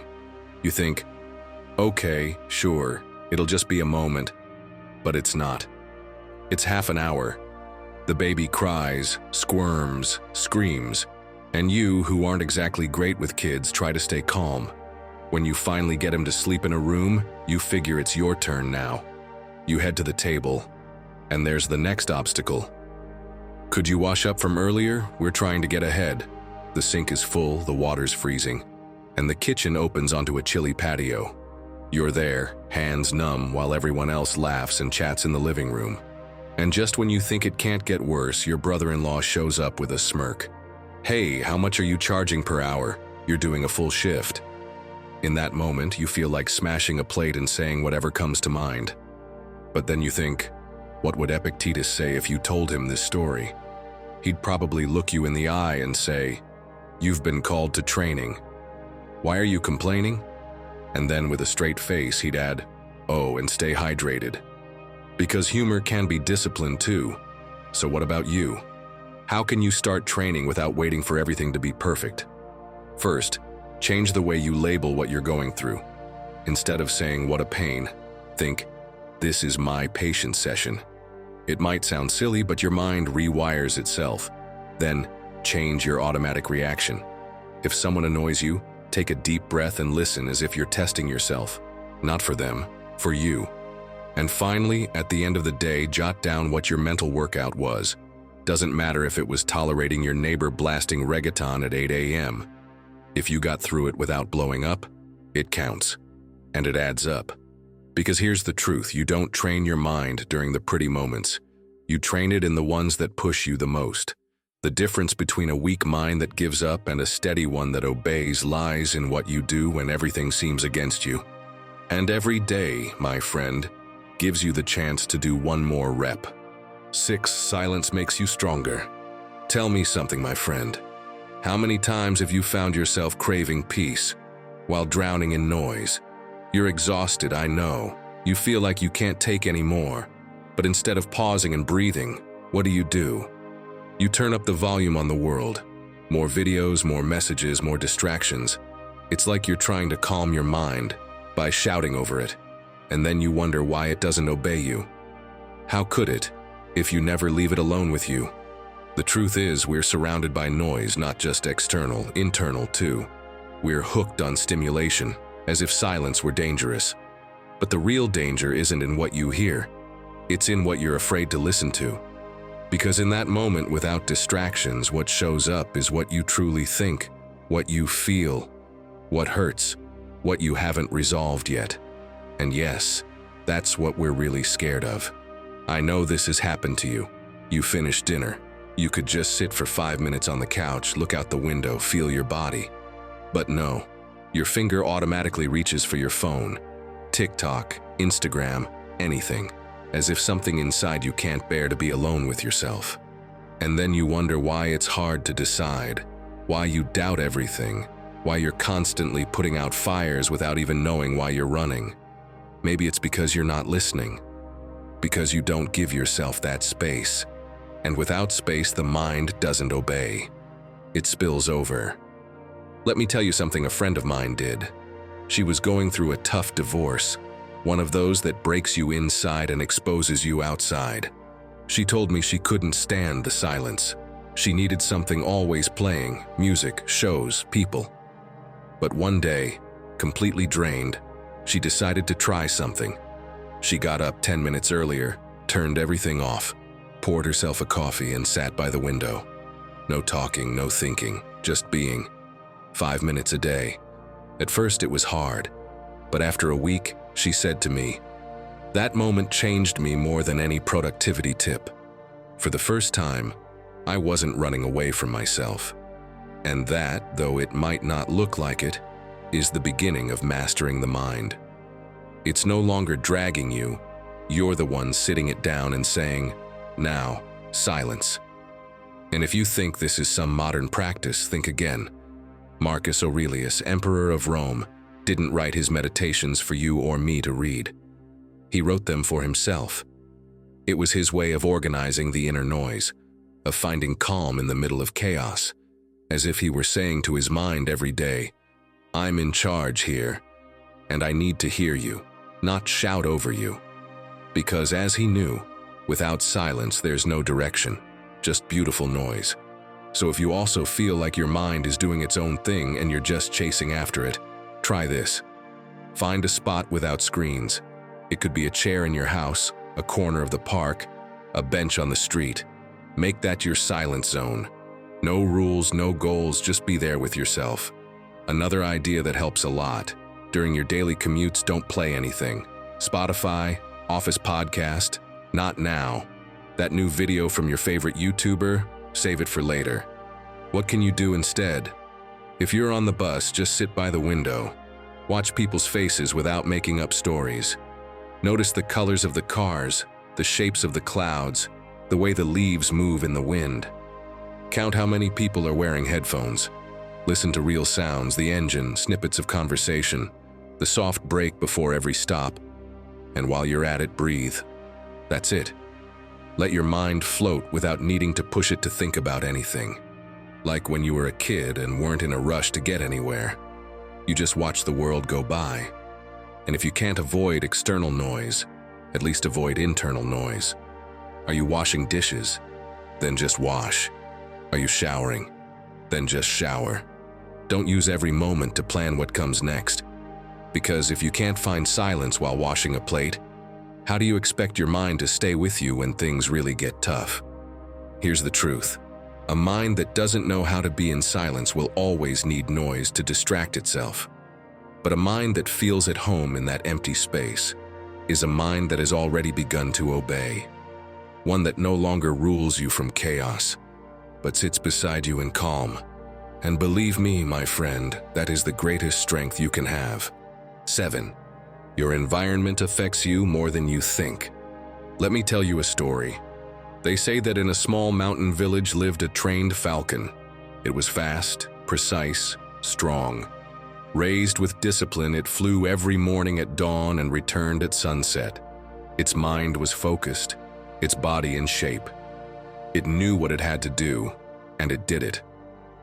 One day, a storm hit, and the falcon got lost. It ended up in a valley where there were no other falcons, only crows. These crows didn't fly at dawn, didn't train, didn't hunt with elegance. They fed on scraps, squawked all day, mocked the wind. At first, the falcon didn't let it affect him. He kept flying alone, hunting like he knew how. But little by little, he started delaying his flights. He stopped launching into the sky at sunrise because the crows were still asleep. He began eating what they ate, perching where they perched, talking like them. Until one morning, without realizing it, he didn't fly. Not because he couldn't, but because his mind wasn't the same anymore. He had stopped being a falcon and become just another crow. And my friend, this isn't just about birds, it's about you. About that moment when you start dropping your own habits because the group doesn't share them. When you start complaining because everyone around you complains. When you delay your decisions because others are afraid to act.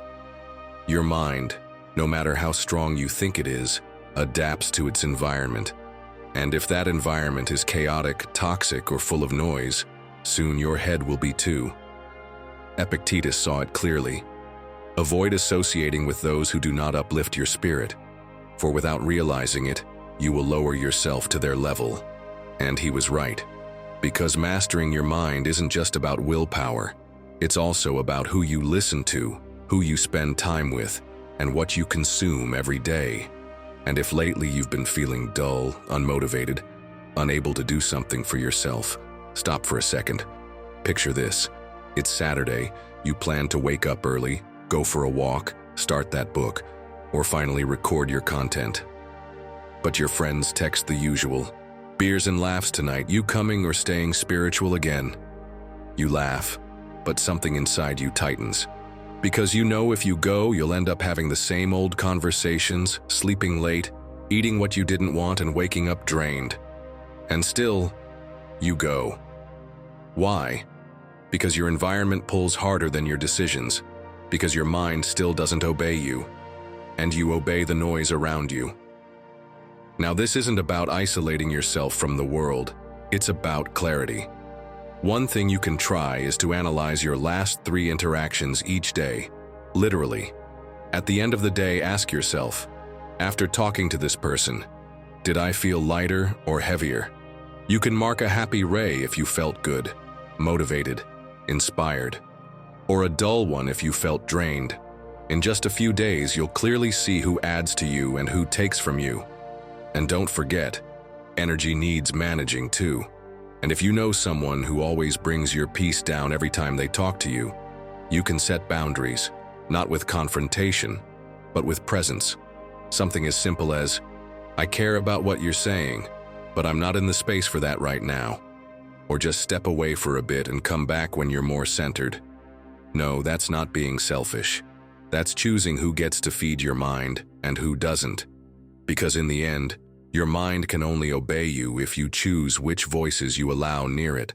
Just like the falcon, who never lost his wings, he just left them still for too long. Don't let that happen to you. Next time you feel your environment shaping your thinking, remember you are the falcon, and the flight starts within you. And you, have you noticed there are people who affect how your mind works? Who drain your drive, your decisions, or your peace? Write it down and start taking control from there. 8. What upsets you today will make you laugh tomorrow. Come on, my friend, practice your laugh. Ha ha ha. Even if it's forced. Even if it sounds more like a growl than a chuckle. Think about the last time you got completely worked up. I don't know. Maybe because you couldn't find your favorite shirt before going out. Because they put onions in your sandwich when you asked for none. Because someone took 5 seconds too long to reply to your message. Remember that? I'm sure you do. And now tell me, does it still seem serious? Or just a bit ridiculous?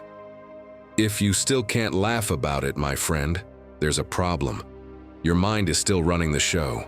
And as long as that's the case, it will be the one deciding your mood, your day, even your choices. Want to meet someone who learned to laugh at his biggest mistakes? Louis Raymond Taylor, a former criminal who now speaks at motivational events around the world, learned it the hard way. On the podcast, Turning Adversity into Advantage, he doesn't tell his story like a victim. No, he dives into it like a dark comedy. One time, he shared that while trying to escape the police, he ended up hiding in a dumpster. There I was, surrounded by banana peels and a pizza box stuck to my shoulder, thinking, Louis, you're killing it in life, huh?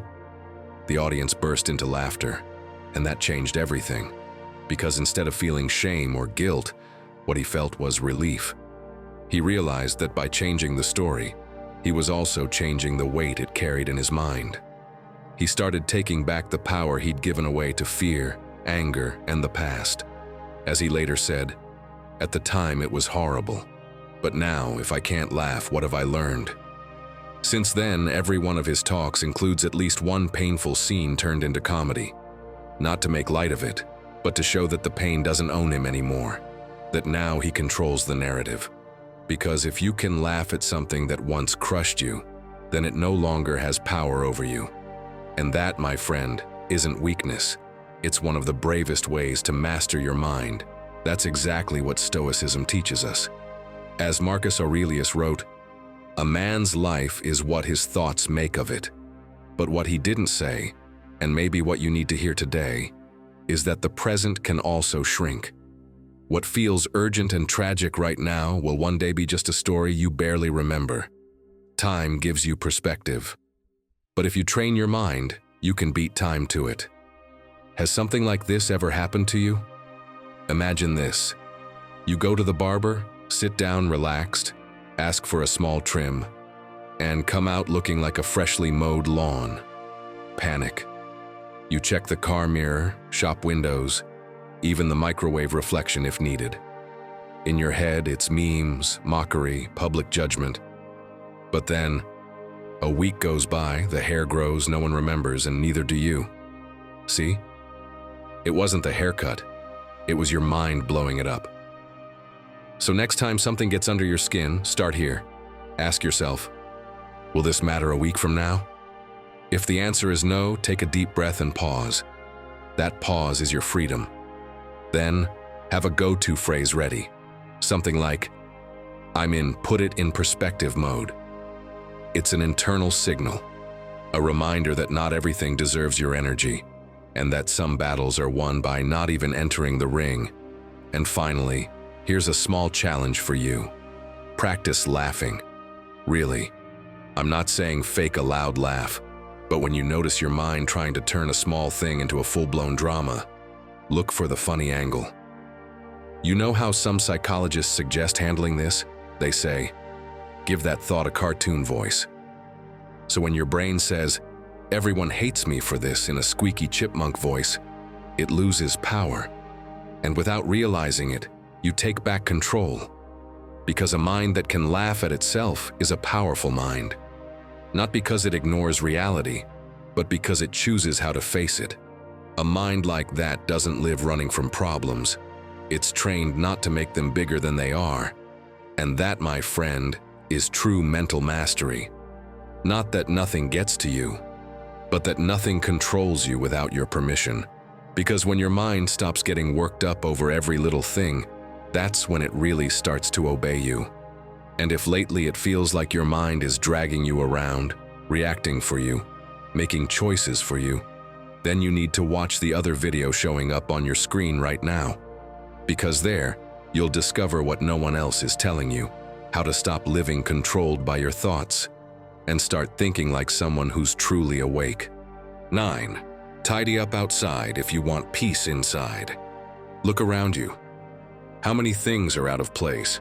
How many objects do you no longer use but are still there, staring from a corner like they're part of the scenery?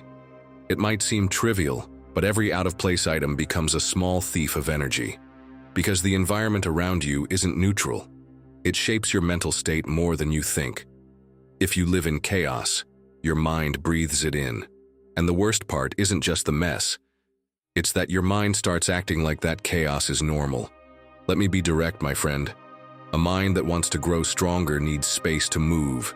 It can't focus if, every time it enters a room, it has to dodge piles of clothes, tangled cables, and stacks of paper. And no, I'm not talking about living in a Pinterest-perfect home. I'm talking about having a space that doesn't sabotage you every time you try to think clearly. Because if your surroundings send out noise, your mind will catch it and believe it. And suddenly you're not in charge anymore. It's your mind shouting back, "We're overwhelmed." Sound familiar? You go looking for socks and find a drawer full of old clothes, candy wrappers, and a 3-month-old receipt. You sit at your desk and there's yesterday's coffee mug, 2 dirty plates, and a stack of papers you can't even identify. You try to start work, but something's irritating you. You can't put your finger on it. Everything just feels off. And no, it's not random, it's your mind asking for air, order, direction. The Stoics knew this well. Seneca said, clarity comes from simplicity. And he wasn't only talking about abstract ideas. His own life was simple, clean, free from unnecessary luxuries. Because he understood that a clean environment isn't a luxury, it's a necessity. It's what allows the mind to work without obstacles, like a sculptor who needs a clear studio to shape what matters. And this was perfectly illustrated by creator Matt D'Avella. He ran a simple experiment, but a powerful one. He recorded himself answering emails for a week in 2 settings. One, at a clear desk with only a laptop and a coffee mug. the other surrounded by cluttered papers, scattered pens, and a crooked lamp. And guess what? He took twice as long in the messy setup, not because he typed slower, but because his mind had to filter the chaos first, like it had to dodge invisible hurdles before it could get to work. He said it himself. When I tidy up my space, I feel like my brain gets permission to activate. Just like that. Because it's not that order is nice, it's that the brain needs to know there's no noise outside, so it won't trigger noise inside. So what can you do with this? Start small. Find one chaotic spot. That one area you always avoid. Maybe it's the kitchen counter, the cable corner, or the bathroom shelf. You don't need a whole weekend to clean it up. Just pick one action. 1. Put away a mug, throw out some papers, fold that shirt. Something quick. The goal isn't to finish it all today, it's to send your mind a message we're taking back control. Then commit just 2 minutes a day to that spot. That's it. But do it daily. That small routine creates automatic order, like a switch you flip to return to center. And finally, build a quiet ritual. Each morning before checking your phone, take a deep breath in front of that tidy spot and say to yourself, I can think here. It may sound symbolic, but your mind notices, and it starts to respond differently, because you can't ask your mind to calm down if the place it lives in looks like a battlefield. You can't meditate if your socks are stepping on you from the floor. Your environment speaks. Your environment trains you. And if you use it wisely, your mind will begin to obey. It stops being a storm without direction and becomes a precise tool. In the end, my friend, this isn't just about aesthetics. It's a mental strategy. Real serenity doesn't come from emptiness. It comes from chosen order. And you decide whether your home is a war zone or a quiet fortress of discipline. 10. Choose your peace even if no one else does. Imagine you're in the middle of a storm at sea. Waves crashing hard, wind howling, and all the boats around you are tossing wildly.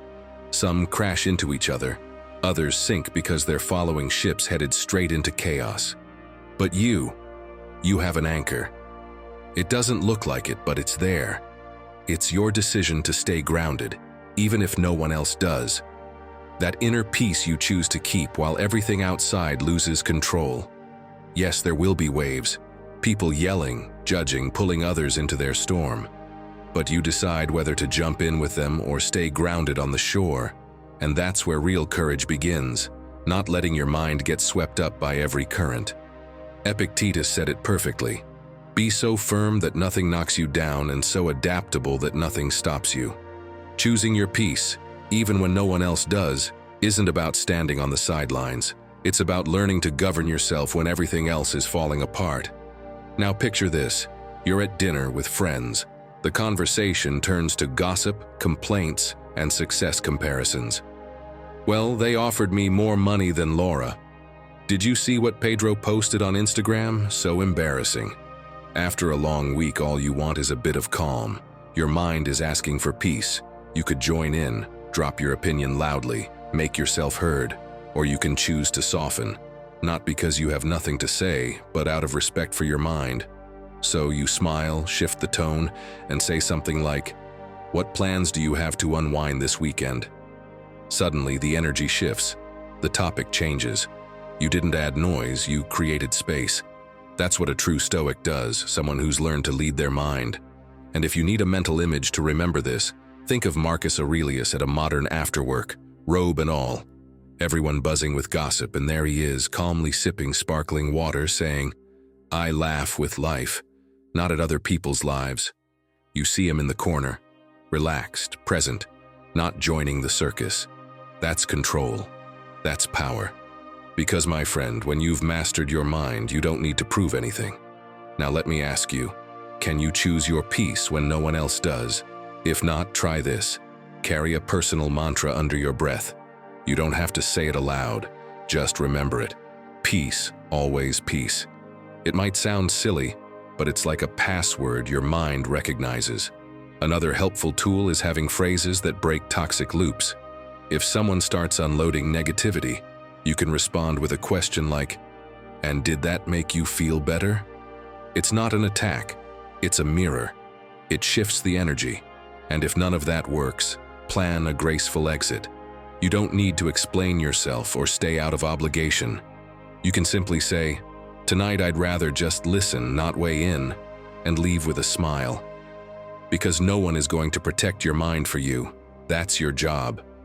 You might not be the center of attention, but you'll be the center of yourself.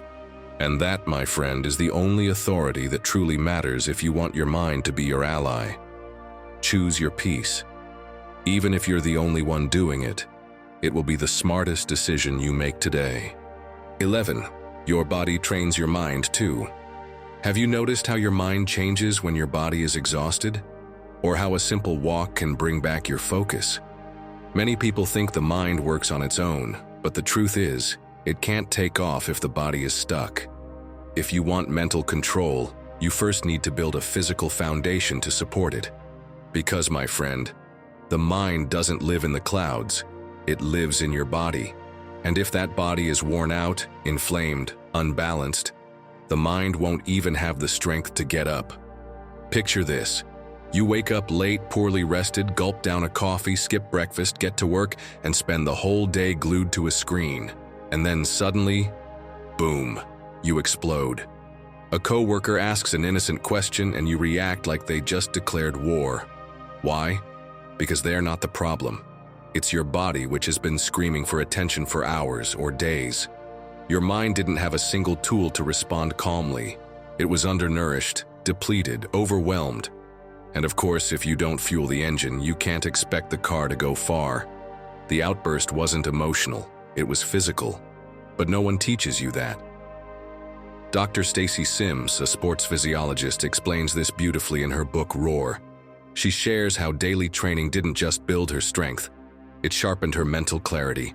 Every time she lifted weights, she also lifted her focus. The discipline she trained through her body helped her stay calm during tense conversations, hold her ground in high-stakes meetings, and sort her priorities without getting overwhelmed. Because when you train your body, you train discipline. And discipline is the foundation of mental mastery. Seneca said it clearly. While we struggle, we live. And he wasn't talking about going to war. He meant movement, presence, not letting yourself go numb. Struggling can be walking, stretching, breathing deeply when everything feels wrong. Every physical act, no matter how small, sends a message to your mind. We're here.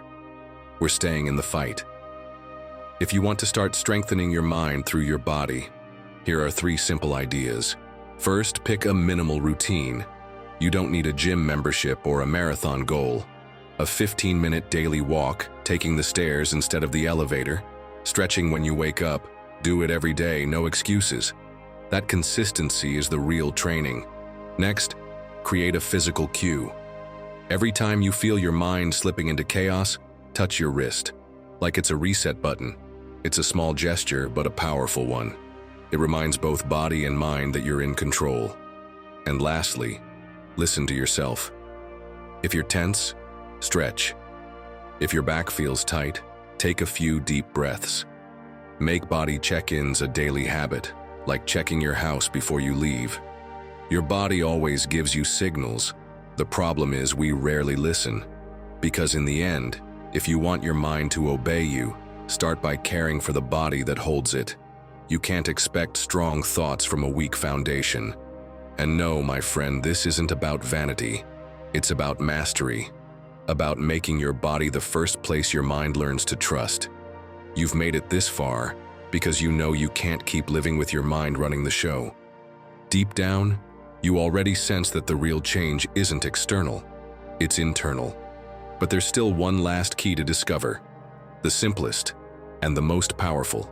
Get ready, because what's coming next might change everything. 12. Close the day before you close your eyes. There's something you can't see, but it weighs heavy. It's the day you don't close. Because even if you go to bed, your mind stays up, spinning in the dark, searching for answers where there's nothing left to do. It happened to me for months. I'd turn off the light and the show would begin. Why did I say that in the meeting? What if I mess up tomorrow? Did I send that email correctly? And out of nowhere, boom. My body still, my mind at war. I'd sleep 3 hours and wake up feeling like I'd run a mental marathon. But the worst part wasn't the exhaustion. The worst part was realizing I wasn't in control anymore. That my mind was driving on its own, like a car speeding downhill without brakes. Until one day, almost by accident, I found a video by Michael Hyatt, the American productivity guru. He shared how every night, before closing his laptop, he wrote down 3 simple sentences in a notebook. Just 3. This went well. Tomorrow I'll improve this, and I'm letting this go until tomorrow. And he said that since doing that, he'd stop taking work to bed, so I tried it. Honestly, I wasn't expecting much. But that night, I slept better than I had in months. Not because I fixed the world, but because I told my mind, that's enough. For today, we're done. And it was like she replied, okay, got it. As if all she needed was my permission to rest. Epictetus spoke about something similar over 2,000 years ago. He called it prosoche, full attention. And not just during the day, but at the end of each one. He didn't have emails, phones, or back-to-back meetings. But of course, he had worries. That's why at the close of each day, he asked himself questions. Where did I fall short? What did I learn? What am I letting go? Because those who don't review, repeat. And those who don't release, carry double. And honestly, I can't picture Epictetus in pajamas, doom-scrolling in bed, watching cat videos. I imagine him watching a candle burn out, taking a deep breath and saying to himself, I did what I could today. Tomorrow we'll see. So if you want to stop being a prisoner of a mind that won't even rest at night, start small. Every night before bed, write 3 sentences. Just 3. What you did well. What you can improve. What you're letting go. It brings order to your chaos without getting stuck in it. Another simple yet powerful idea, thank the day. Mentally say, thank you for what you gave me. You can go now. And if there's something left unresolved, don't ignore it, but don't carry it either. Write it down and say, I'll deal with this tomorrow. Don't erase it. Just move it forward and free yourself from the need to fix everything right now.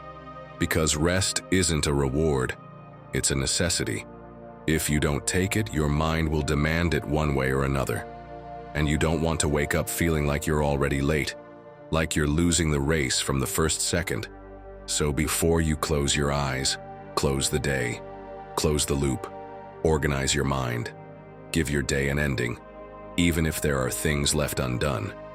Because those who know when to be silent also learn when to lead. And when your mind understands that the night is for rest, not for reviewing regrets, it starts to trust you as its leader. And that, my friend, is where true mastery begins. Breaking free from your own mind isn't a one-day task. It's a daily choice, a constant training, an inner conversation won through small victories. Every time you choose to breathe instead of react, to silence the noise instead of feed it, to care for your body, your words, your environment, you're training the most important muscle, your mind. And the stronger you are on the inside, the less you'll depend on what happens outside. Because mastery isn't repression, it's freedom. If you've made it this far, drop this in the comments. I lead my mind. That way, I'll know who the true Stoic warriors are, the ones who made it all the way to the end. Don't forget to subscribe and hit the like button so you don't miss what's coming next. Also, check the description box. We've left some resources there to help you dive deeper into Stoic teachings. Our goal is to bring you as much value as possible. And if at any point you feel like supporting us so we can keep creating this kind of content, you'll find how to do that in the pinned comment. Now, I invite you to explore the playlist on screen. It's designed to help you face life with greater wisdom and confidence. Click it, and let's keep growing together. Until the next talk, take care, and keep embracing your inner Stoic.